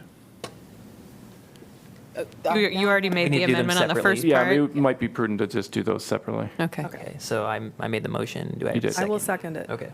Did we have a second? I'm sorry, I missed I it. second. Okay, thank so you. moved by Wyline, seconded by Alter. Teamwork. And because this is, we'll have to do a voice vote on this. A voice vote, since it's a motion, would be fine. Yes. Yeah. So all in favor say aye. Aye. Aye. Any opposed? Motion passes 7-0. Now we have. I would move to amend, I believe we already took out the shall be in the first one. So in the second paragraph, it should read 10% for maintenance and construction, et cetera. And the third paragraph, 15% for community partnerships, et cetera. And just for sake of clarity again, just state the 25%. 25% to preserve existing affordable housing stock.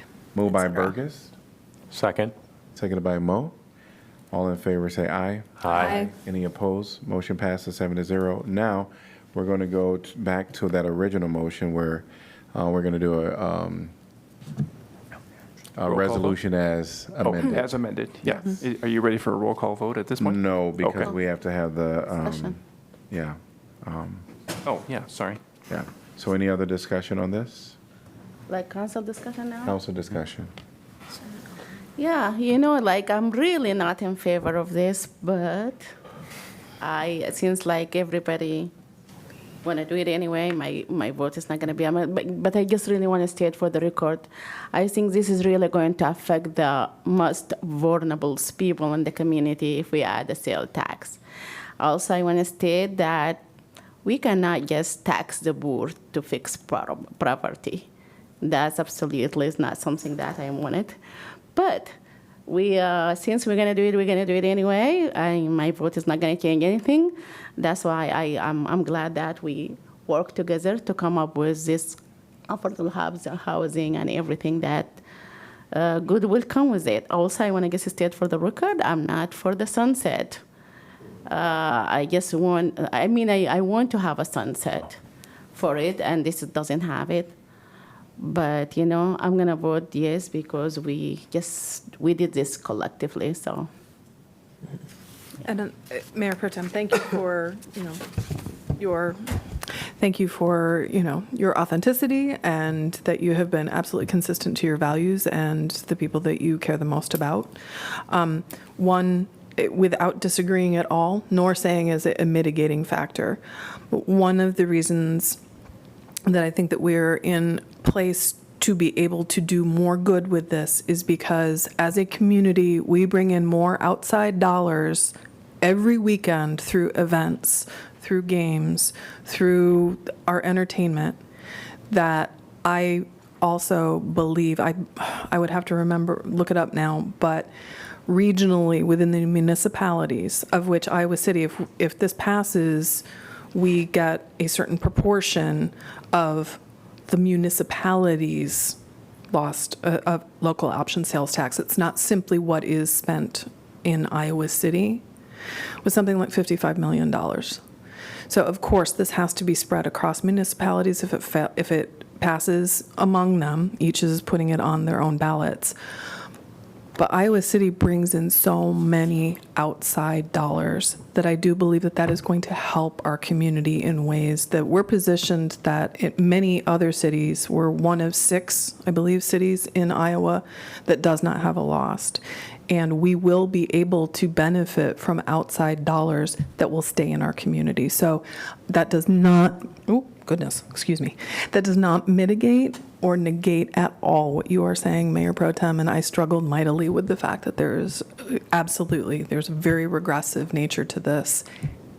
And yet I also believe that the straits are such, we have been brought to this through a variety of political actions, that this is what we have to do in order to continue doing services, and I believe we will have money coming from outside the community that will benefit the community. So I just wanted to be clear about why it is that I'm moving forward with this, and also to say I completely respect and understand what you are saying. But I think that we're in one position different than some other communities in that we'll be able to bring in some dollars from outside the community to spend here.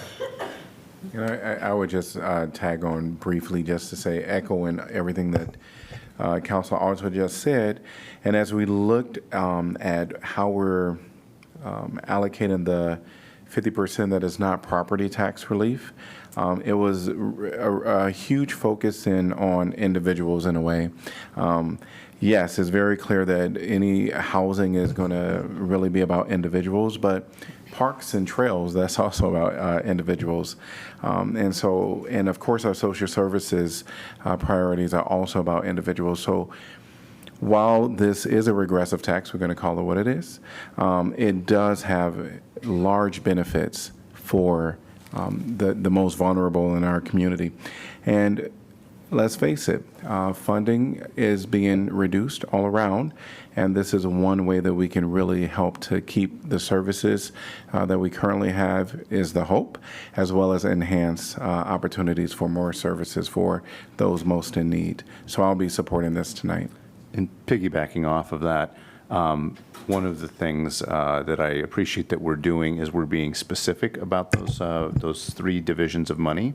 And what's great about that is if we put that, we're putting it on the ballot, voters vote on that on the ballot language, and then when that stays, like whether, as we come and go up here, that means future councils will be also spending it into those areas, and that actually to me is also a nice mitigating factor. We don't leave it up to chance for those discretionary funds that we have, and I really appreciate that, and I appreciate all the work that's been done by members of council, staff, community groups that have helped us get to that point where we can lock that in for perpetuity. So, and it can't be changed without the voters changing it. So, One thing about it is, clearly agree with everything that Mayor Pro Tem was saying in the terms of you can't fix poverty by taxing poverty, which is a lot of what local option sales tax is.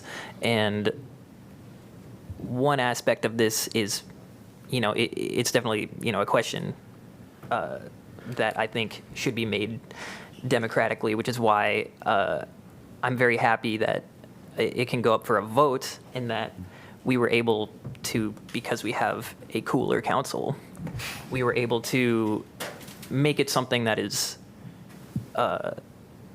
goes specifically to help those who it affects the most. And so I'm very happy with y'all's work and contribution and staff's work into making this something that we can be proud of. And I will say, correct me if I'm wrong, but I heard that Coralville now has an affordable housing aspect in their LOSST language. Is that correct? So I think we should take a little bit of credit for that. So I'm just saying that, I'm just very happy with the direction we're going. Yeah, thank you. I'll just say thanks. I'm sorry, I just want to say thanks to all the people who worked on this in the background. I know we had a lot of conversations, but I know there were many not-for-profits, Affordable Housing Coalition, as well as Greater Iowa City, who worked really hard, and everybody was advocating for their pieces. And maybe there was some elbow throwing, but I think we're all like, this is good. We had that, we kind of got to a point where I think we're going to do the most good with this thing that no one is super excited about. Well said. And lastly, I just want to give a shout out to Greater Iowa City, Inc. for all of the hard work that they did to present this to our communities. So thanks to them. All right. Roll call, please. Wylang? Yes. Alter? Yes. Burgess? Yes. Harmson? Yes. Moe? Yes. Sala? Yes. Teague? Yes. Motion passes 7-0. We're on to item 11I, assessment schedule, resolution adopting an assessment schedule of unpaid mowing, cleanup of property, snow removal, sidewalk repair, and stop box repair charges, and directing the city clerk to certify the same to the county treasurer for collection in the same manner as property taxes. Can I get a motion to approve, please? So moved. Alter. Second, Mo. All right. Anyone from the public like to address this topic? Seeing no one in person, are you online? Please raise your virtual hand if you would like to address this topic. Seeing no one online, council discussion. Roll call, please. Alter?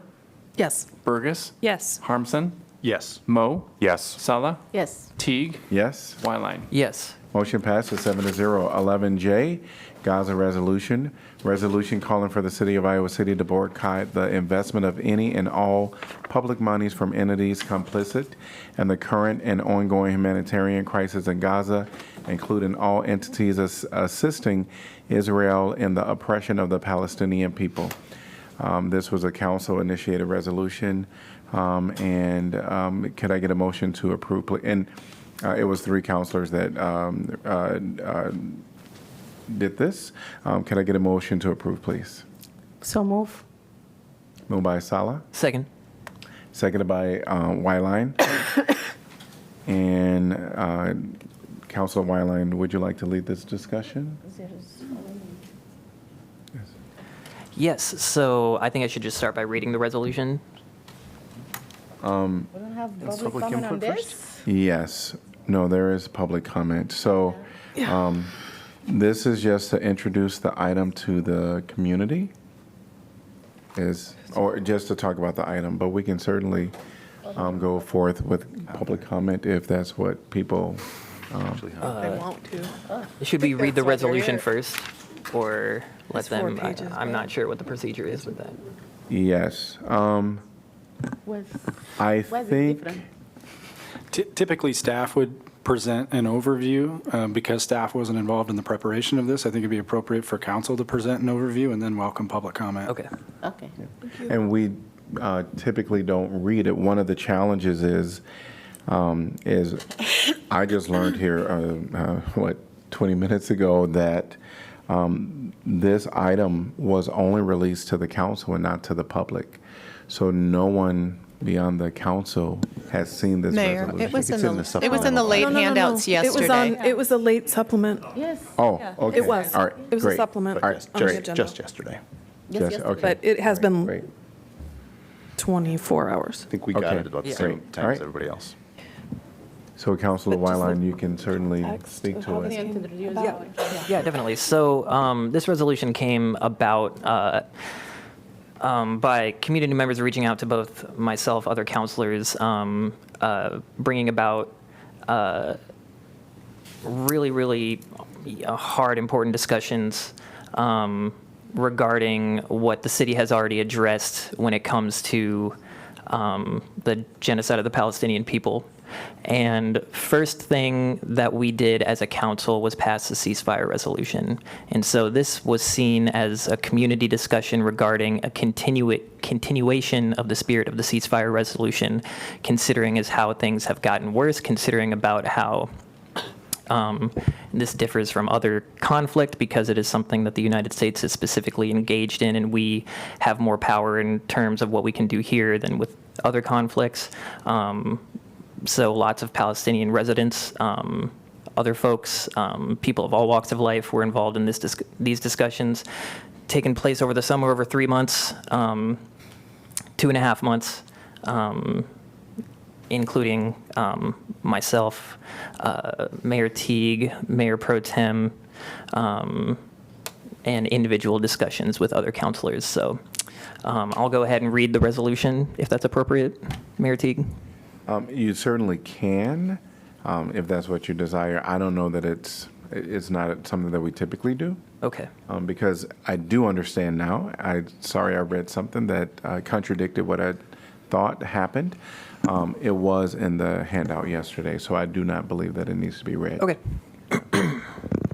But, yeah. Okay. All right, so are we ready for public comment? Do you want to read it?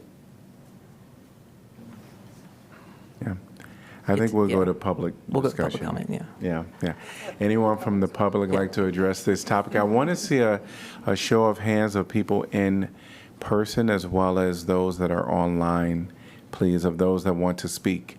I cannot see out in the hall, so if someone can just give me a number of how many people are in the hall, please. I see 2 hands online.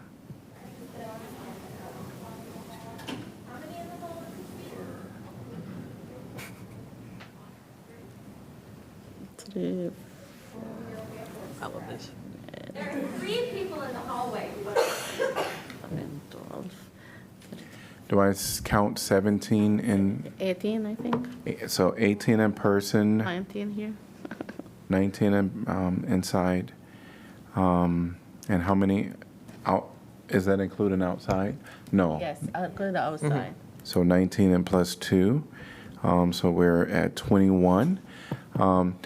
We're going to go down to 2 minutes. And we're going to ask that if someone comes up and say what you wanted to say. Certainly, you are welcome to continue to say whatever you want to say, but we also invite you to just say just what they said I agree with. Because we do want to hear from everyone, but we also acknowledge that timing may be. So suggest something also? Yeah, I also would suggest that if somebody really, you want to give somebody more than 2 minutes, if one of the 19 can say, I will give my time to that person, so you can do 4 minutes instead of 2 minutes, right? But the person have to be in person, one of the 19, the people who said we're going to be speaking, right? Right, it has to be for a person who's present, and any one speaker can receive the time from any one person. Just one person, yeah. Yes. And you can do that. We do welcome all voices at this time that have raised their hand to speak. Please step up, and there is a sign-in sheet in the back, and I will strongly suggest that we get that sign-in sheet so that you can drop it in the basket. And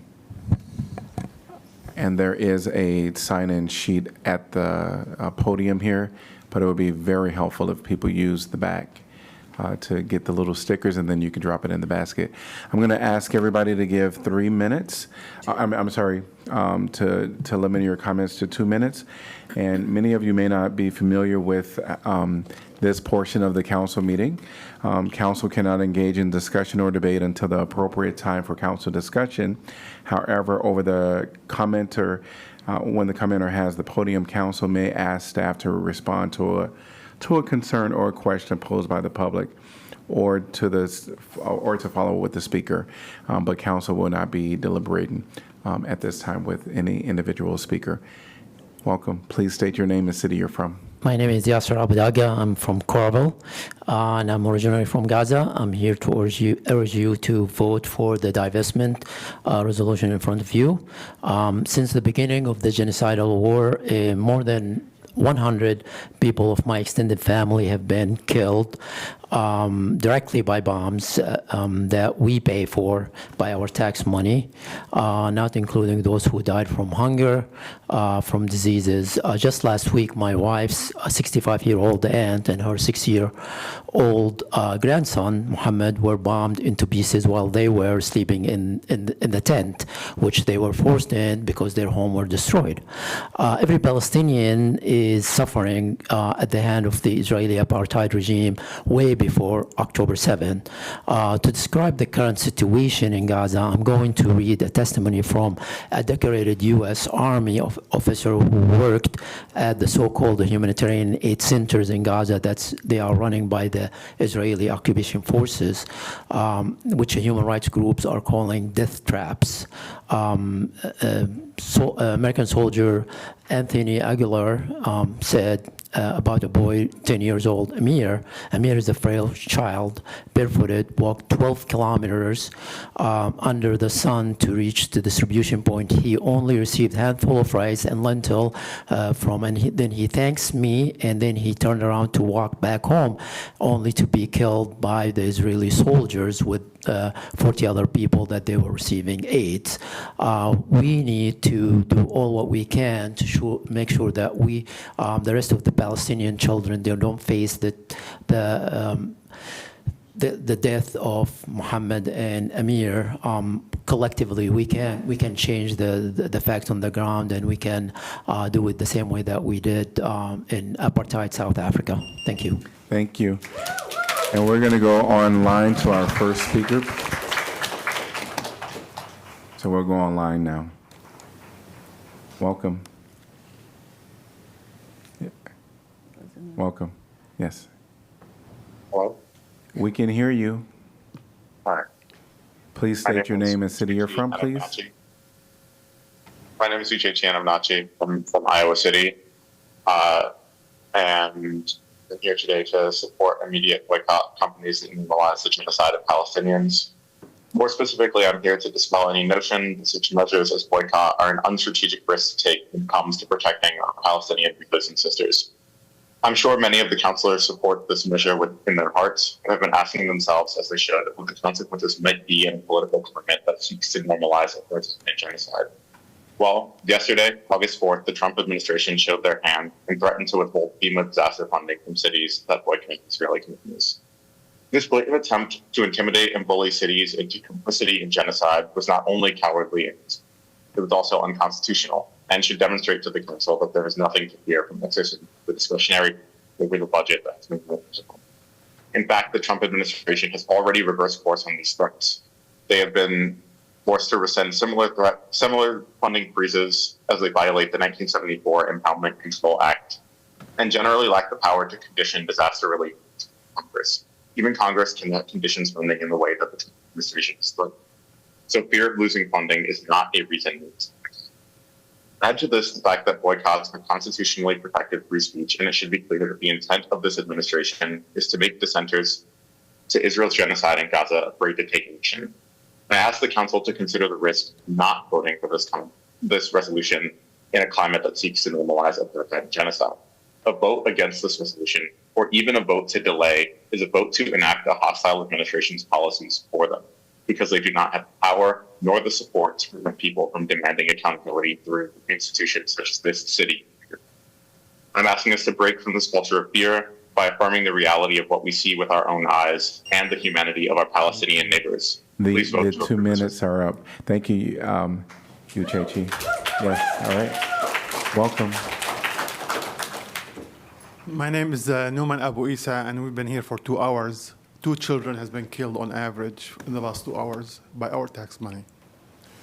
Since we voted on January 2nd, 7 months ago, and we voted for a resolution for ceasefire and for humanitarian aid, 5,000 more children died since then till now, and more people are dying today because of starvation. We vote that resolution. There was a humanitarian aid, and I want to thank the council members who voted for that humanitarian aid and ceasefire. And now we have it's 3 o'clock or 4 o'clock almost in the morning in Gaza, and many of the children are sleeping while hungry. They don't have enough food. They are bones and skin, and you can see their pictures. This is going back only 6 months, but I also go back since 2016, where the state of Iowa passed an anti-BDS resolution. I lobbied our representatives not to vote for that resolution. And they said that if it is on the platform, they will not vote for it. I was on the platform committee, and we included that BDS sentences in the platform for the Democratic Party, and it is there if you go and watch it or see it. And initially, the Zionists were opposing to that. They stopped opposing it because every time they oppose it, it opens the discussion, and people get more aware of what's going on. And they stopped opposing it in the last few cycles. So I urge our council members, our representatives, to stop investing and boycott all those companies who are causing the children to die, the women to die in Gaza. If we don't do it now, there will be more people dying in the future. And I really waiting for your vote and hope that it will be yes. Thank you. Thank you. Thank you. We're going to go online to Logan, and respectfully, I'm going to ask people to hold their applause. Logan, welcome.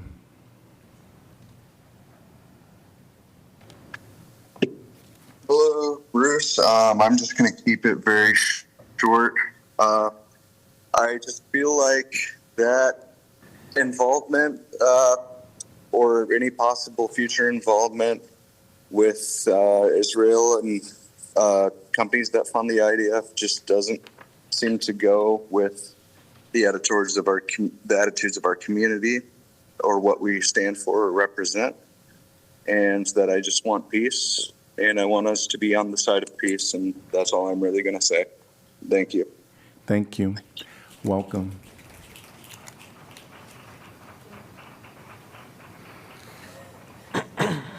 Please state your name and city you're from. Hello, my name is Misha Debouf-Misyuk, and I'm from Iowa City. I'm here before today to urge you to vote in favor of this boycott resolution. I am an Iowa City Jewish person who lives here, and a value I hold close to my heart is pikuah nefesh. It's a principle in Judaism that states that saving a life is more important than any other commandment we're told to follow. Every life is a universe. We all have seen thousands of universes crumble before us these past 2 weeks, 2 years. It is vital that we do all we can as fellow human beings to end Israel's genocide of Palestinians. We cannot wait to act when just this Sunday alone, Israel killed 92 Palestinians in Gaza.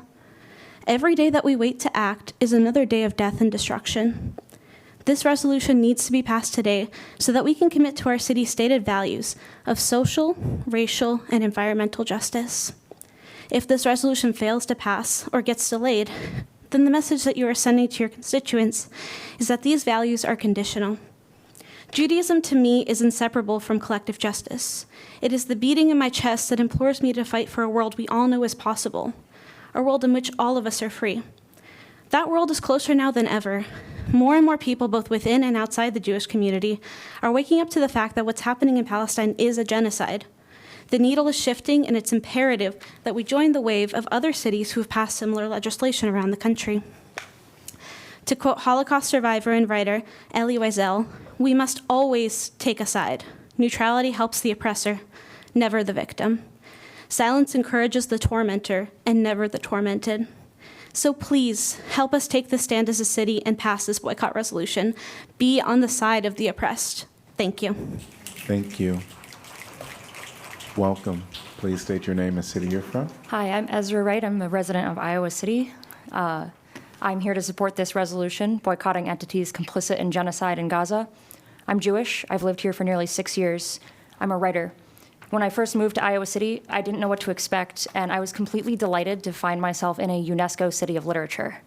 I saw the recent news that the Trump administration has withdrawn the United States from UNESCO, citing the agency's recognition of Palestine and condemnation of Israeli atrocities in the Gaza Strip. The city of Iowa City remains a UNESCO City of Literature despite this repulsive decision. According to the City of Literature Executive Director, a city needs to be part of a country that is a member of UNESCO for it to be designated, but then once you have the designation, that relationship is between the city and UNESCO. So what does Iowa City need to do to strengthen and maintain that relationship, that tie to the international literary community? It needs to align itself with the United Nations, not with Donald Trump. UNESCO has issued statements calling for the protection of Palestinian heritage sites, educational institutions, and journalists. Throughout Israel's genocidal campaign in Gaza, 110 official UNESCO heritage sites have been destroyed. Israel has attacked over 90% of Gaza's schools and murdered over 200 journalists. In November of last year, the United Nations found Israel's warfare methods in Gaza consistent with genocide, including the use of starvation as a weapon of war. In September 2024, even before this finding, the UN called on all member states to enact an arms embargo and sanctions against Israel. UN experts have called for boycott measures for all institutions to cut off trade and financial ties with Israel, withdrawing international support for what they term an economy of genocide. Iowa City's UNESCO status is a point of pride for this community. It represents more than literary aspirations. It represents a commitment to justice and equality the world over. If we are to remain worthy of this designation, even as the Trump administration sets fire to the bridges connecting us with the rest of humanity, then we have to demonstrate our principles tonight.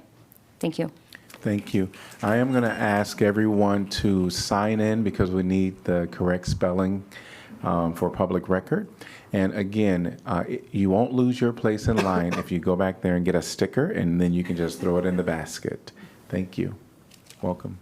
Hi, my name is Clara Reinen. I live in Iowa City and am on the coordinating committee for the campaign to organize graduate students, UE Local 896. I am here tonight to urge you to vote yes on this resolution. Boycotts are embedded in the fiber of the United States. The first boycott was done by the First Continental Congress in 1774 to enact an embargo on trade with Great Britain. Voting with our dollar is one of our foundational American ideals. Genocide is also a part of America's history. In 1887, during the census, there were 2,450 members of the Crow Nation being forced to live on a reservation in Montana. Due to neglect from the United States government and colonialization, a third of that population was dead by the 1890s, less than 3 years. It is our duty to right these wrongs and to do what we can to start making reparations. By voting yes to this resolution, you are affirming that Iowa City is voting on the right side of history. You will be voting to not invest in companies complicit in genocide. It is my sincere hope that this is the first step in working to make sure our resources are being used ethically and can eventually expand to purchasing, and in particular, cutting ties with the company Caterpillar and Motorola. I understand that you are scared of blowback from the state and federal government. Boycotts aren't popular with people in positions of power precisely because they affect the bottom line, and we live in a capitalist country, after all. So this is the time to choose whether you will align yourself with Trump's administration and Kim Reynolds' administration, or if you will stick with your constituents and stick with the people in front of you tonight and vote yes on this resolution. After all, if fear of the state government is what keeps you from acting, then what's even the point of local government in the first place? Thank you. Thank you. Welcome. Please state your name and city you're from. Hi, Dr. Amended, Iowa City. I am here to urge you, along with so many other residents of Iowa City and constituents of yours, to pass this resolution and stand up against the genocide in Gaza and stand up against a violent and oppressive Israeli regime. That should be enough of a reason to pass this on its own. If you need another, this regime is conducting untold violence daily on Palestinian people, is tied intrinsically to the regime here in America that is conducting untold violence on immigrants, on unhoused people, on everyone in this country. The IDF and relationships with the United States is responsible for a vast amount of police and military training that happens in this country, and the IDF is used as a testing bed for surveillance technology and other technology that comes into this country to oppress people. That should be enough of a reason. If you need another, this is a regime that is systematically killing and targeting queer and trans people, explicitly in a targeted bombing in Iran that killed 100 trans dissidents. This is the same fight for justice. This is the same fight for equality and oppression and self-determination. Please vote yes for this resolution. It's what your constituents want, and it's the right goddamn thing to do. Thank you. Welcome.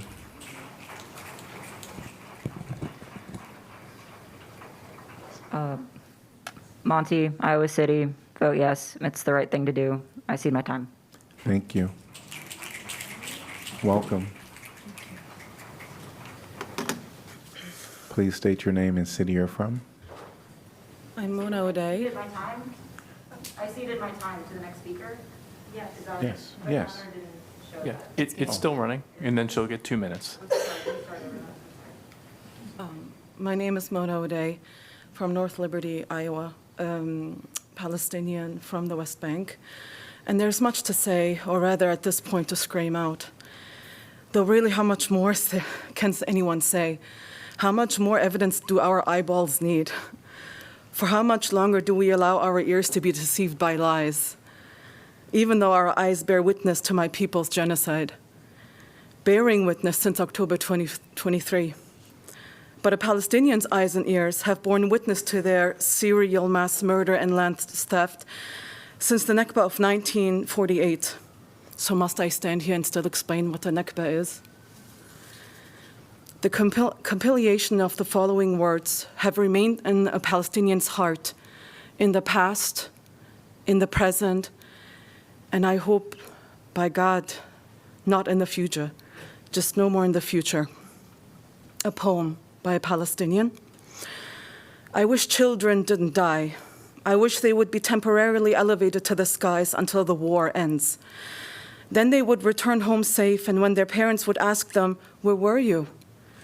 they would say, "We were playing in the clouds." I will read a statement by the same Palestinian. I will keep fighting to regain the homeland because it is my only right, past and future. Because I have a tree, a cloud, a shadow, a burning sun, clouds that rain lushly. and roots deep that resist the uprooting. This Palestinian, his name is Ghassan Kanfani. He was born on April 9th, 1936 in Akka, Acre Subdistrict, Mandatory Palestine. He was assassinated by Israel July 8th, 1972, Beirut, Lebanon. So these words remain, and I will finish with this statement. He says also, "It is not important that a man dies before realizing his noble idea, but it is important that he finds himself a noble idea before he dies." Must I explain who Ghassan Kanfani is? By Allah, by God, will there be a Palestine left to explain my people's history? Who we are? At the speedy rate this genocide is going, I will say that at times the word extinction comes to mind, but it cannot be, right? Thank you. Welcome. Please Hi. state your name and the city you're from. My name is Samantha Brotman. I'm from Iowa City. And I'm speaking to you tonight as a Jewish Iowa Citian, as a mother, imploring you to vote in favor of this resolution. I've watched in horror and heartbreak over the past 2 years as Israel has committed genocide with my tax dollars and in my name as a Jewish person. The rest of the world is witnessing this genocide too. And history will not be kind to those of us who stay silent or worse, condone it. And what's more, for many who do not live among Jewish community, this carnage may be all they have to associate with Judaism. This association between Israel, which is a foreign country, we have to remember, and Jewish people always has been and continues to be deliberately and meticulously manufactured and reinforced. This association makes Jewish people, makes me, makes my family, makes my son less safe everywhere. I'm not alone in this thinking. Poll after poll is showing that Jewish attitudes towards Israel are changing along with the rest of this country. I know this from my own family and my own community, and the data bears it out. Counselors, this resolution is a direct, principled, material expression of our stated values as a city, and the courage to stick to those values is good governance. A yes vote will reinforce your integrity and your credibility with your constituents who are craving courageous leadership in this moment. I hear concerns about backlash from the state, but let's not preemptively acquiesce to fascism. If we want our city to be a moral leader in this time in a country slipping into fascism, we need to lead. Let's not let fear dictate our integrity. Omar al-Akkad said, "One day when it's safe, when there's no personal downside to calling a thing what it is, when it's too late to hold anyone accountable, everyone will always have been against this." Please vote yes. Thank you. Thank you. Welcome. Please state your name and city you're from. Good evening. My name is Rima Afifi. I am a Palestinian American. I live in Iowa City. The genocide in Palestine must stop. The starvation campaign must stop. The erasure of a whole people must stop. This resolution in front of you is a powerful statement about how this government body in this city, in this state, with support from many residents across multiple identities, believes in the power of a nonviolent intervention that calls to account the Israeli state as the perpetrator of the current violence in Gaza. This resolution is in line with the tenets of the Palestinian Boycott, Divestment, and Sanctions, or BDS movement. One of the most important points of BDS is that it connects the Palestinian liberation struggle with ending complicity internationally. Israel is being shielded from accountability, and the occupation of Palestine cannot end without ending these links of complicity. Cities, states, corporations, institutions, and people of conscience must lead this change. Today, in Iowa City, we end our complicity. Why should you support this resolution? Because BDS movements work. They have worked across the world in achieving liberation. One clear indication that BDS works is the significant increase in anti-BDS laws across the United States. If something doesn't work, why do we have to ban it? Those that enact these laws understand that BDS as a nonviolent movement is incredibly powerful and capable of bringing down oppressive regimes. And anti-BDS legislation is a template to be used to repress other freedoms, as we have seen in this state and across the United States. BDS is also a grassroots people's movement that demands justice, and as such, it connects movements of liberation globally. So vote your conscience. Continuing to put resources towards a state that killed will not stop the killing, it will increase it. This resolution is an active act of resistance to apartheid, genocide, and starvation in Palestine, and an act of solidarity with Palestinian civil society. It's also a promise to all of us here that you care about our own communities and our collective liberation. Thank you. Welcome. Please state your name and city you're from. My name is Ash Fell. I live here in Iowa City. I'm here to speak on behalf of County Supervisor Mandy Remington. And I quote, "As both a constituent and a fellow elected official, I want to express my strong support for this resolution. I ask that you lead here and pass it, knowing that if standing up for human rights in a real and meaningful way brings challenges, I, along with many others, will be proud to stand in solidarity and offer my support however I can." That's all. Thank you. Welcome. Hi, my name is Osama Saba. I'm from Coralville. And I'm a Palestinian Israeli American citizen, and I would like to speak in support of the boycott resolution. Before I start, however, I would like to thank you, the City Council members, for your courage and commend you for having the conviction to be one of the leaders and early adopters of the ceasefire resolution in January 24. It showed your commitment to the principles of peace, justice, and equal rights for all. Now, I urge you to vote your conscience and support the boycott of investments resolution. As you all know, Israel has been waging this atrocious war against the Palestinian people, especially in the Gaza Strip, for almost 2 years. And it has claimed more than 60,000 lives and injured more than 140,000 people. Therefore, it is not only the logical and reasonable thing to do, but more importantly, it's the principled and moral thing to do, to call for a boycott of investments that support the genocidal campaign that is waged by the State of Israel. Such a resolution should not be based on questions or statements like, why should we do this? Or what's in it for us? Or some of our voters are not in favor of this or something else. Rather, it simply should be a matter of principle. A place like Iowa City, an open and inclusive community, a community that is a leader on many issues with a strategic plan that values racial equality, social justice, and human rights, cannot exclude Palestine from its agenda. We either hold these principles and believe in them, or we don't. We cannot pick and choose the issues that we support, especially if they belong to the same fundamental belief system that we all subscribe to. If doing the principled thing... Thank you. Thank you.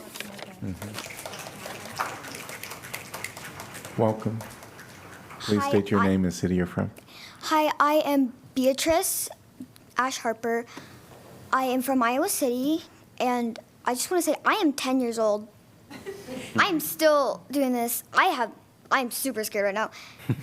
I don't care. This is the right thing to do. Isn't it? Thank you. Should I write my name? Nope, just a sticker. My name is Renee Harper. I moved to Iowa City 25 years ago. And I think a lot of people who experience any kind of marginalization understand how all of our different struggles are connected. As a resident of the city who is queer in all the ways, and as a parent of a kid who I want to grow up with freedom and protection from harm, the adoption of this resolution would make me feel much safer in knowing that I have local leaders courageous enough to uphold our city's values of social justice and human rights, especially as our federal government ignores international law, enables and bankrolls genocide, and is rapidly escalating attacks on all marginalized people in the U.S., and we saw that in Cedar Rapids today. This resolution is a signal that we are a city that will not tolerate the act of harm being perpetuated by our state and federal governments. Not against our own residents and not against people anywhere.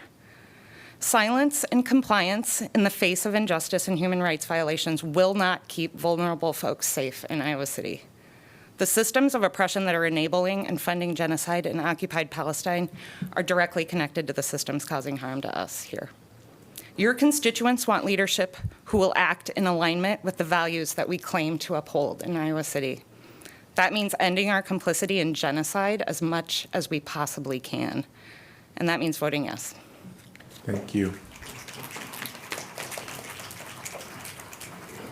Welcome. Good evening. My name is Casey Harwood. I'm a resident of Iowa City. Councilors, you've heard the word genocide a lot tonight, and for good reason. The world's leading genocide scholars, humanitarian organizations, and 16 signatory nations to the Genocide Convention have all substantiated that claim. In the face of mounting evidence, ignoring it is not healthy skepticism, it's simply bigotry. But I want to take the ridiculous step of setting aside that word genocide for a moment, look behind it, and focus on the idea of apartheid, because that is the foundation on which this genocide has been built. It's predated October 7th, and it will continue after the bombs stop falling unless we do something about it. For context, I want to read for you the Article 3 of the International Convention on the Elimination of Racial Discrimination, or CERD, which states, states parties particularly condemn racial segregation and apartheid and undertake to prevent, prohibit, and eradicate all practices of this nature. And now, an excerpt from the International Court of Justice's advisory opinion from last year. The court considers that Israel's legislation and measures constitute a breach of Article 3 of the CERD. So don't take it from me. Take it from the world's highest court. Whether it's the 10,000 plus Palestinians imprisoned without due process, the historic acceleration of illegal annexation and settlement expansion, or the restrictions on Palestinian speech, movement, land, and livelihoods, it's systemic. It is apartheid, it always has been, and we endorse it with every dollar that we invest in its ventures. So we're asking you, simply, boycott. I'm overjoyed that right now the city has no direct investments, but that's simply a happy accident and not a product of intentions. So it's time that we codify this as policy. You have the resolution before you. We've brought the willpower. We all see the evidence. Commit that our city will not profit from further genocide, human suffering, or apartheid. Thank you. Thank you. Welcome. Hello. My name is Nathaniel Lesage, and the genocide in Gaza is the worst indignation of humanity I have witnessed in my lifetime. As the years have progressed and I've learned more about the history of Gaza and the Nakba and the modern methods of genocide that are being employed by the Israeli government, what I have seen and what I have heard haunts me to my core. It was only a few days ago that I saw a photograph of a woman who was holding her starving, emaciated child over her back because the child was wearing a diaper that was made out of plastic bags because there are no supplies getting into this region. And I will never, ever forget that. I will never, ever forget what I have seen of this. And I feel like as, an American citizen, I bear at least one atom of complicity in this because I bear at least one atom of complicity in this. So I feel like I have to say something.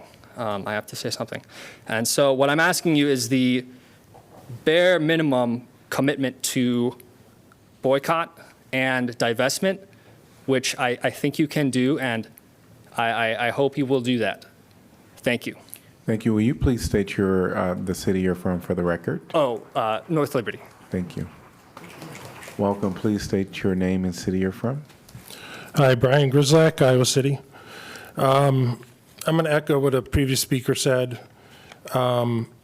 I support the boycott resolution, and I'm here to tell you that not just some of us, but the genocide scholars have arrived at a consensus that this is not a war, that this is a genocide. So just a few names, Taner Acham, Miriam Hirsch, Michael Rothberg, Omer Bartov, Amos Goldberg, Daniel Blatzman, Raz Segal.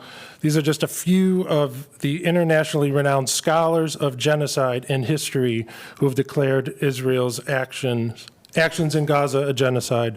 They join other organizations like Human Rights Watch, Amnesty International, Israeli Physicians for Human Rights, B'Tselem, and 16 countries who supported the formal case brought against Israel in the World Court. Those who continue to deny these charges are quickly running out of credibility, if there was any to begin with, and for one simple reason, there isn't any credible denial left. This is not, it's clear that this is not a war. Like I said, this is the genocide of an indigenous population, and we pay for it.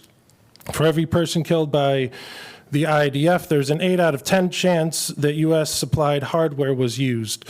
The share of military aid for Israel from Iowa City in the last year alone is more than $4 million if you do the calculations. This boycott resolution promises that we won't voluntarily support these crimes with our public funds. Again, I urge you to support the resolution. Thank you. Thank you. Welcome. Please state your name and city you're from.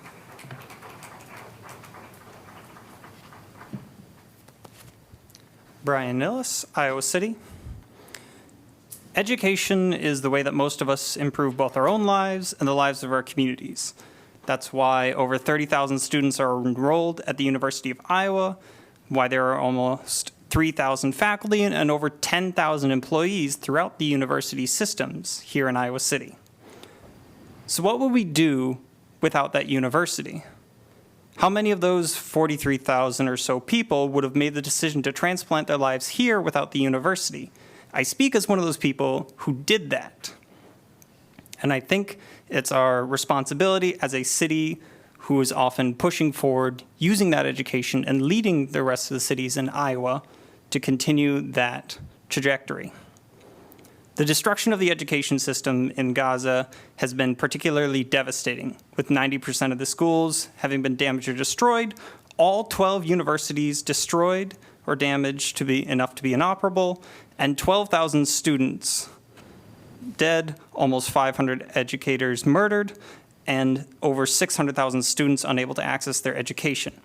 For those keeping track of numbers, coming from the small strip of land, if the same were happened to the state of Iowa, we do not have enough students currently enrolled in both our public and private education systems to even match the amount of people who've been shut out of their education. We currently have about 500,000. So I'm coming here to ask you to support the resolution, as it is been stated before that we are the direct funders of this. Over 70% of the munitions that Israel uses come from the U.S., including the Iowa Army munition plant that is here in Iowa in our backyard.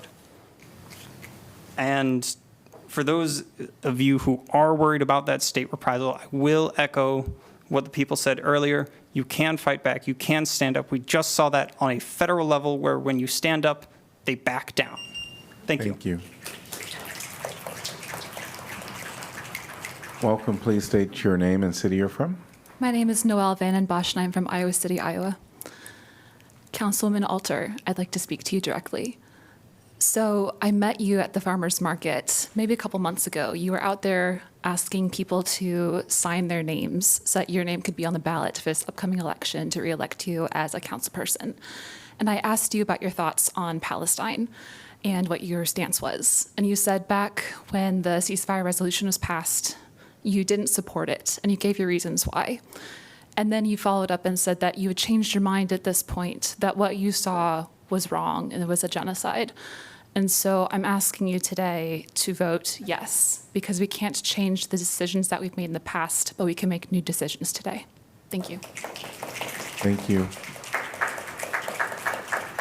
Welcome.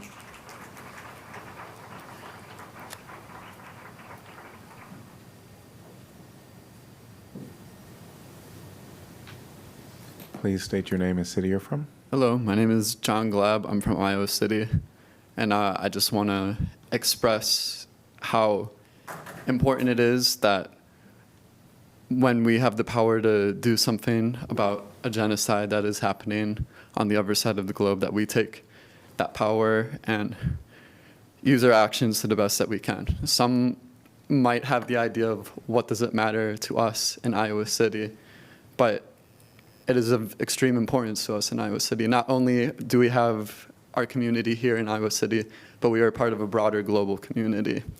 And if we have the power to do something, even at the smallest level possible, even at a symbolic level, we should take that step, because with those symbols, with our own support, we can change the minds of people, and we can put that forward to bring about change. And even though it might seem like it does not affect us, it truly does. And if we have the power to help those who are being killed, those who are in need of anything, we should give it to them. That is all I have to say. Thank you. Thank you. And we're on to our last speaker. Welcome. Please state your name and city you're from.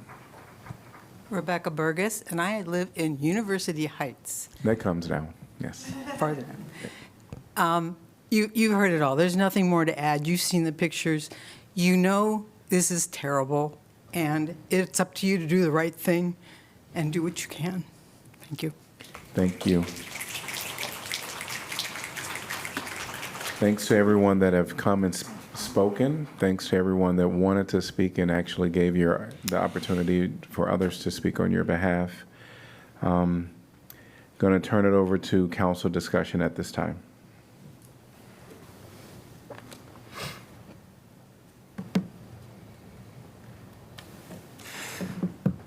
Don't want everybody to speak at once. So, Go ahead. okay, yeah. Get on. I just want to firstly, I want to thank all the community members for coming here and speaking tonight. And I want to thank all of those people who very quickly after I arrived on council reached out and expressed their deep commitment and desire to do something like this, and to have us be one of the first United States cities to do this. And I want to explain why I think that's really important. It's because, like what some other speakers have said, this wouldn't be able to have taken place with our tax dollars, our money. We don't have a lot of control locally about what the state does with our money, what the federal government does with our money, but we do have a little bit of control. And that can come in the form of boycott, divestment, even purchases at times. This resolution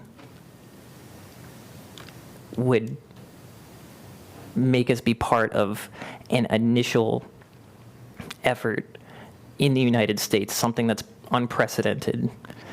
You see lots of unprecedented things happening right now. Countries that I never thought in my lifetime I would see coming out and seeing the writing on the wall and saying that this is not something that they can be seen supporting.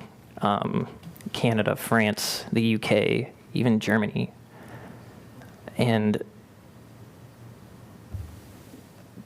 what's so important about the United States, and I want to say that again, what differs this from other people say why this conflict, there's terrible things happening all over the world.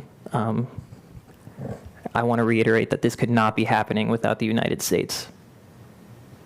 Like others have said, 70% of munitions used come from the United States. We give them billions and billions and billions of dollars to carry out this mass slaughter, this ethnic cleansing genocide. And since the moment I was a teenager and happened to come across Edward Said in the library, it's been something that's weighed on my mind for so long. And to get to a point right now, why did it have to take this to get here? Why did it have to take this level of cruelty to get here? But we are here in a way that I'm at least happy for that. Where the world is starting to get a good look at what's happening, they're starting to change their tune, they're starting to see the writing on the wall, they're starting to not be able to support this anymore, and the old excuses and the lies just aren't working like they used to. And that really scares these people that want this slaughter to continue, which is why when something like a boycott comes up, the financial aspect of this, they could not do what they're doing without the billions and billions of dollars. And I'm not under any delusion that Iowa City is going to be the factor that's going to stop the slaughter. But it started with, I believe, Riverside, California. And then it went to Richmond, California, and then went to Portland, Maine, and then it went to Belfast, Maine, and then it went to Dearborn, Michigan. And now it could come to Iowa City. We have such a chance. People approached the city council in the late 80s to do this when it came to apartheid South Africa, and we never did it as a city. I would love to be able to look back and say we were a leader. It would have such pride in Iowa City that we were a leader when it comes to doing the right thing in the face of adversity. I want to be able to, if I have kids, I want to be able to tell them that Iowa City's done something like this in the past.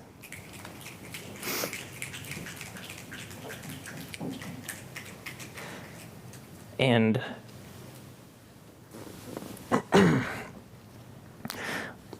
it's going to have a hard time getting through this. Apologies, everybody. One of the whereases that I can't get out of my head is that the amount of children who've been killed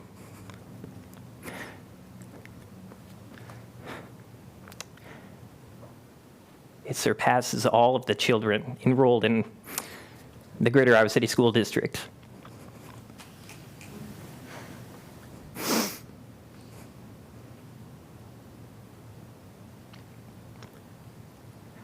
And it's going to be really hard for me to continue, so I'll let some other people talk. But I just want to say, we're in a time in the world that's filled with cruelty and fear.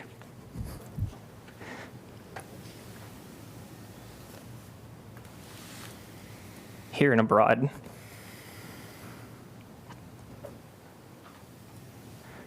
But we can act with hope and dignity right now.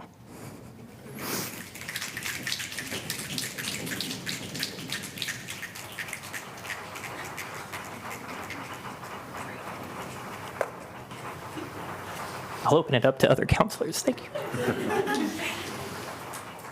Thank you, Oliver.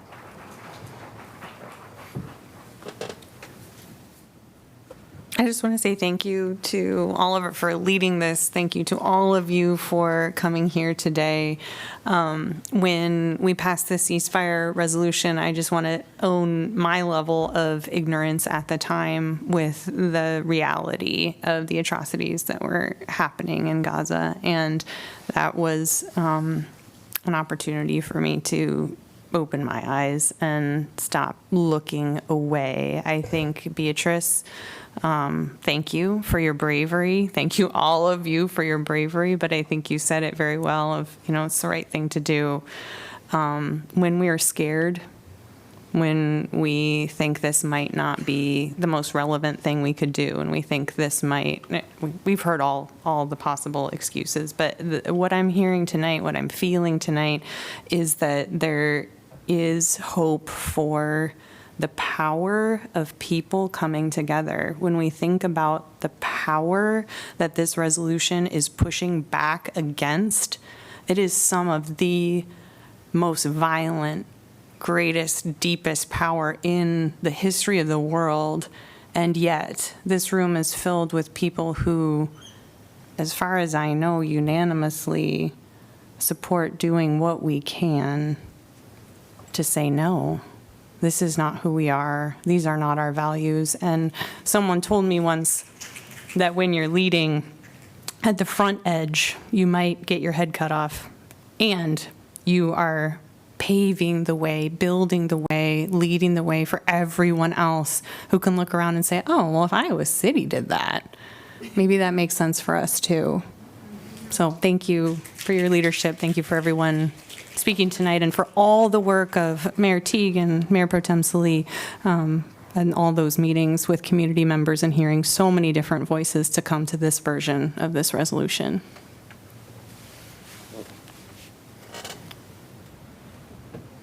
I just want to say thanks to those who worked on it, and thanks to those who reached out to me directly and said, let's talk about this, and walked me through their intentions and what they wanted. And thanks to those who came tonight and clearly spoke their minds, but it was kind and thoughtful. It was heart-wrenching to hear it, but it was also, I think, a display of civility and asking for something. So thanks again to those who were persistent but always open to changing minds. I'll just piggyback on what you're saying. First of all, thank you for all of your voices. This kind of input and the perspective is incredibly important and moving not just on an emotional level, but as others on council have said, moving moving in the right direction. These are the kinds of voices that your voices and others in the community have reached out and talked to me in previous months. One of the things that we need to do as leaders is understand better, listen more, and evolve, right? So, I just appreciate everyone's voices. And I do appreciate very much on council that the work has been done. This is going to sound so small or inappropriate in this, but I want to take this opportunity to encourage council to continue to follow, in our own way, a more transparent process that I will say allows all of us, not just us, but all of us, more time to react and to provide input and to help contribute. Just in a point of the way that we function, I know that open meeting laws make this incredibly difficult to do, but it's not insurmountable. So I do have to admit a little bit of frustration. I knew that this had been initial conversations. We had conversations either in May or June, not long after you had been on. And then we didn't, you had things, we all have lives. But the first time that I knew that this was actually had been brought back up was through the thousands of spam emails that were coming through. And the first time that I saw the resolution, along with all of us, as the mayor said as well, was the actual language was last night. So I implore council, all of us, I know this is all from good intentions and hard work, but if we can move forward in a way to try to be more transparent and to be more collaborative, I would really, really appreciate that. And I know that I said that this sounds small, except that I think it actually does point to so much of what has been brought up about the importance of what government can be and what it should be. And so I feel that we want to continue to build trust within our community and our commitment to good communication with one another, as well as with the public and you with us, and thank you for coming here. These are really, really important parts of the equation when in so many other regards, our government isn't serving us. And I know that we are not perfect, Iowa City and beyond, but especially, it's just a reality. We're humans too. Our process isn't perfect, but we should always strive to do the best that we can. And so I just want to encourage council that particularly when there's any situation, but if there's a way that we can make it more collaborative and more open, so that perhaps there can be some more discussion, so that we can all feel that we've been a part of this. I would greatly appreciate it, but I don't want any of that to actually overshadow the fact of thank you for your voices. And I think my point in bringing it up was to say, and that's one of the commitments also that we can bring to you. So, thank you. Thank you. Thank you. I think starting off with gratitude is the perfect way. And so, again, let me echo that. Thank you to everybody that spoke tonight. Thank you to the many people that are in this room that I've spoken with over the last week or so. Time sort of blurs together these days, it seems like. Thank you to people that aren't in the room that have given me their thoughts, their ideas, their perspectives on this issue. I'll even thank some people that didn't speak to directly but spoke to me. I'm just going to, if you haven't read Jose Alvarez's recent op-ed in the New York Times, I would very much recommend that, because I think that's something that's been living in my brain as he discussed the genocidal mass starvation that's going on right now. I think in this moment, absolutely agree. We, standing up and making a statement that these genocidal things are they're wrong, and we don't agree with that. 100% agree. One of the things that I have been struggling with, and I want to make sure that making this decision, we're all making this decision with our eyes wide open. And I'm going to preface this with saying that I'm inclined to support this resolution. But I don't think we should do that and disregard some of the impacts could come from when we talk about ways that we could have impacts to state and federal funding. And absolutely right. There's a time, place, and way to stand up to it, and I think we're going to do that. But let's be clear. The threat was these impacts weren't to me, they're to the most vulnerable here in our community. So as you have come here tonight very rightly and called us to action, I'm going to go ahead and call everybody here and everybody in our community to be ready if we do have to fight back against that. Not for my benefit, but for the benefit of the people that rely on the program. We talk about funds, we're actually talking about people. We're talking about any number of things we do to help the most vulnerable in our community. And so I agree. I think it's time. Happy to stand up. I'm happy to vote for this. But I would like to call us out and keep us aware that we want to go into this with our eyes wide open, that we are taking some level of risk. Now, that said, the resolution that we did get to see last night, and I echo the concerns about, the community should see things in more than 24 hours, but I think has done a nice job. Let me also give compliments as well as a bit of criticism. Has done a nice job of mitigating risk and taking the approach that it's pretty well worded. And I think I feel more comfortable when I actually got a chance to read it last night. I felt much more comfortable with that than I had with some of the earlier stuff. Again, agree completely with condemning the genocide and the genocidal tactics of the Netanyahu regime. But so that's my sort of piggybacking off of what Councilor Alter said, but also, credit where due. I think we ended up with something that I could feel comfortable, that cuts that, that threads the needle well enough. I think that the benefits or the statement outweighs the risks. But with that said, if we may have to call on you to help support us in the city, and not us on the council, but us as in the members of our community that need our help and always need our help and attention. So that's my thoughts on that. I would also like to thank our staff, and particularly Kelly, for so last minute. You beat the buzzer on that one, so thank you so much for putting up with with something like this. I think, I do hear 100%, and I feel like this is definitely, like as you said, going forward a way to grow. And when we tackle things as important as this, we can find better ways to bring everybody to the table, especially counselors like this. And I think so much communication was happening. That's why it took to the bell, to make sure we had the best possible product. So, yeah, thank you to the staff as well. Yeah. Thank you for everyone who showed up today. This is amazing. As a Muslim woman from Sudan, I grew up hearing about Palestine and seeing it in the news since I was a child. I have seen images and hearing stories on the news. At that time, there is no social media, but the TV all the time we watch what's happening in the news in Gaza.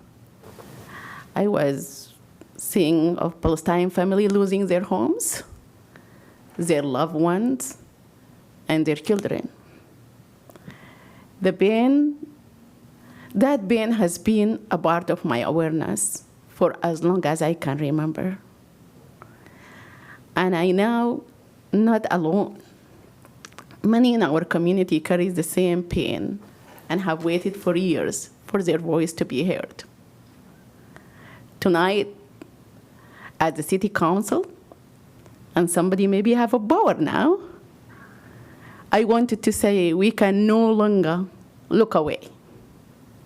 We cannot keep saying maybe later. Iowa City must show that we stand for human rights for all people everywhere. In my work outside of the council, I support families who came here searching for safety. People who had to leave everything behind, not because they want to, but because they had no choice. Their stories remind me how deeply interconnected our struggles are.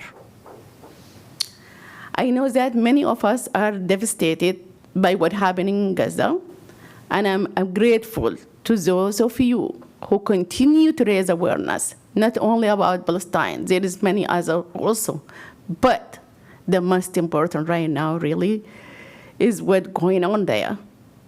That nobody can imagine, like every single hours, children are dying. You almost must be crying, Council. Why not? When you just compare how many children has been killed if I compare them to the Iowa City Public School.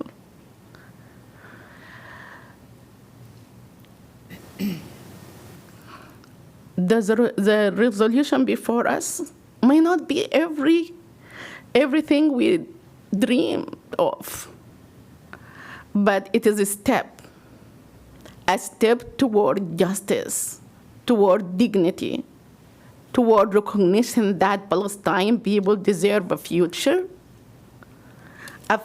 with peace, with safety, and with hope.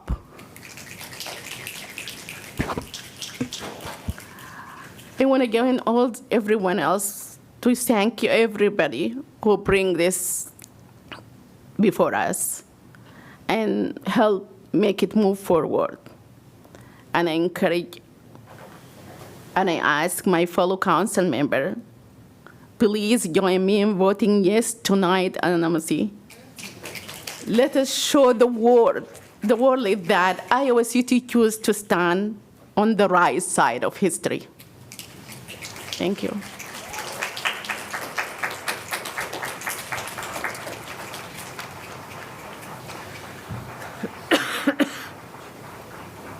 So tonight is a resolution that is rooted really in our community values of what we really stand for, which is peace, justice, dignity for every human. And what I see in this room is love. That's what we stand for. This resolution does call for the city of Iowa City to boycott public investments and entities complicit in the ongoing humanitarian crisis in Gaza, including that assistance in the oppression of the Palestinian people. I have no issues calling it what it is. It's genocide. And that does not make me anti-Semitic at all. I want to start with some gratitudes as well to all the folks that are everyone in this room. Really appreciate you all for showing up, for all the voices that reached out, through email, through calls, through one-on-one conversations. Of course, we had, let's not, be unrealistic. There are other points of view as to what we're doing today.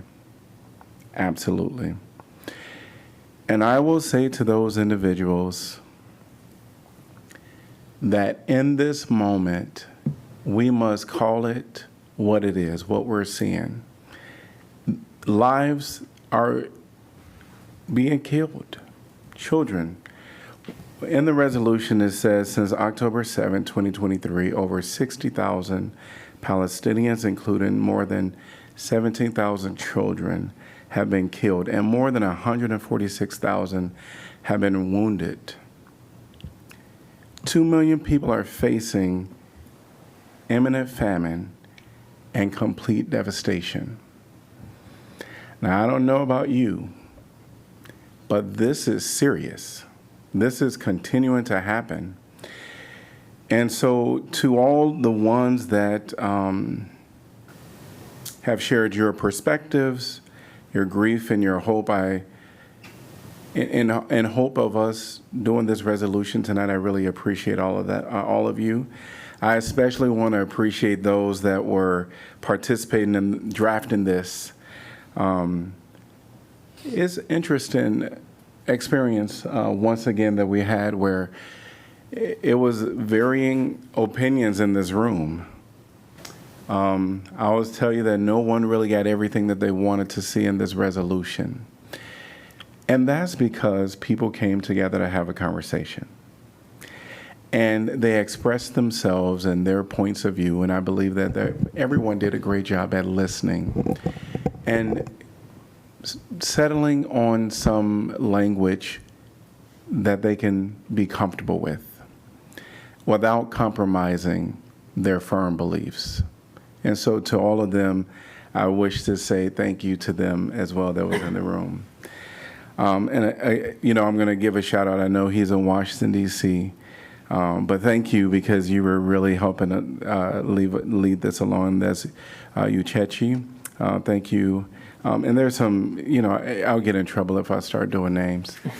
But thank you to everyone that really participated in that, in those discussions. Our city has already taken a stand on the ceasefire. And, words alone aren't enough. We know that. This resolution actually brought up a lot of conversation for me that I clearly expressed to everyone, and the role of being a decision maker. There's a lot of lenses that we have to look through, considerations that we have to take into consideration. And boy, did I share all of that with y'all. But I wanted to really let you all have a moment of the things that I must consider for the well-being of our entire community. I want to say thanks for allowing me to express those. Yes, some were fears that can be realities. Some may not come into reality, which I totally hope. But again, I really appreciate those opportunities. It also brought up, the word boycott brought up personal things for me. And I'm going to say it one more time. I am African American. I'm Black. And I heard a commenter that came up and spoke and said, these oppressions, even though I'm not Palestinian and, though we have similarities. I'm openly gay. We have some similarities. And what really brought this to a real reality for me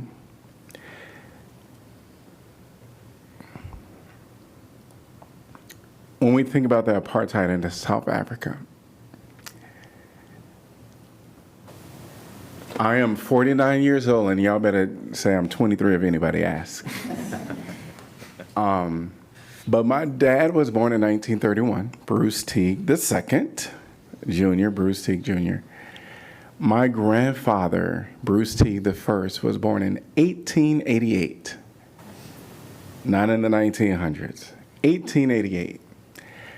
And my great-grandfather was born in 1850. He was 13 years old when the Emancipation Proclamation happened. I am a descendant of real slaves that are not that far back. So when I think about the word boycott, I think about the experiences that we've had as a people, that this country got behind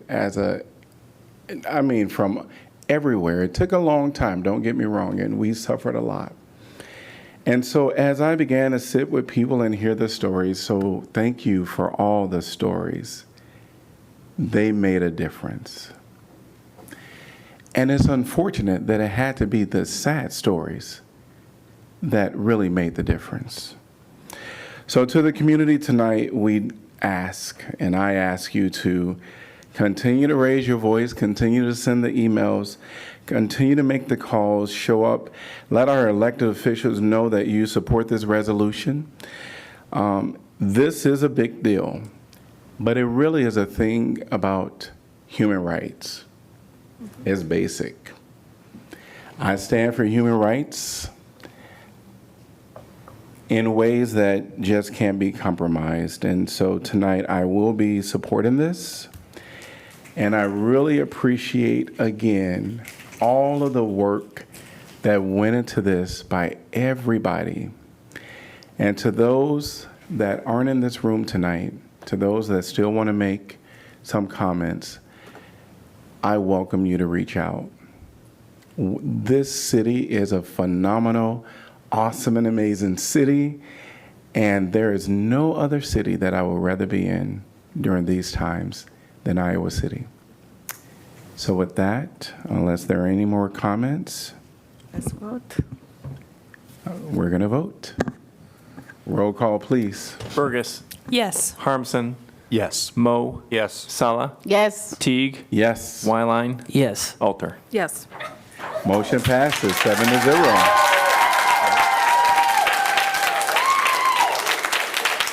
I'm going to ask you to refrain from clapping.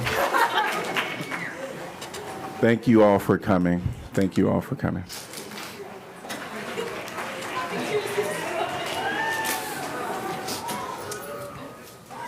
All right, what's next?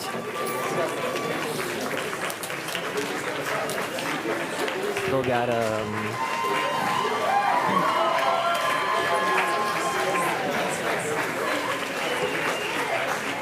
Thank you. And thank you, Newman. Thank you so much. Yes.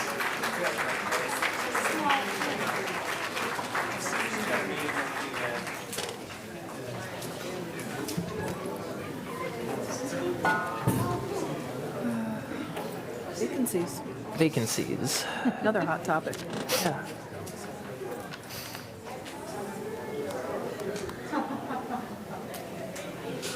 Thank you.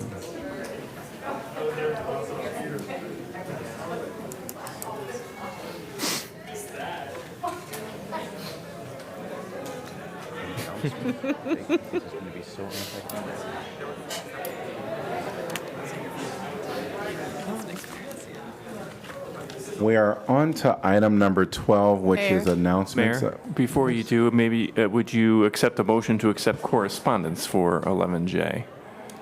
Yes. Could I get a motion to accept correspondence We'll move.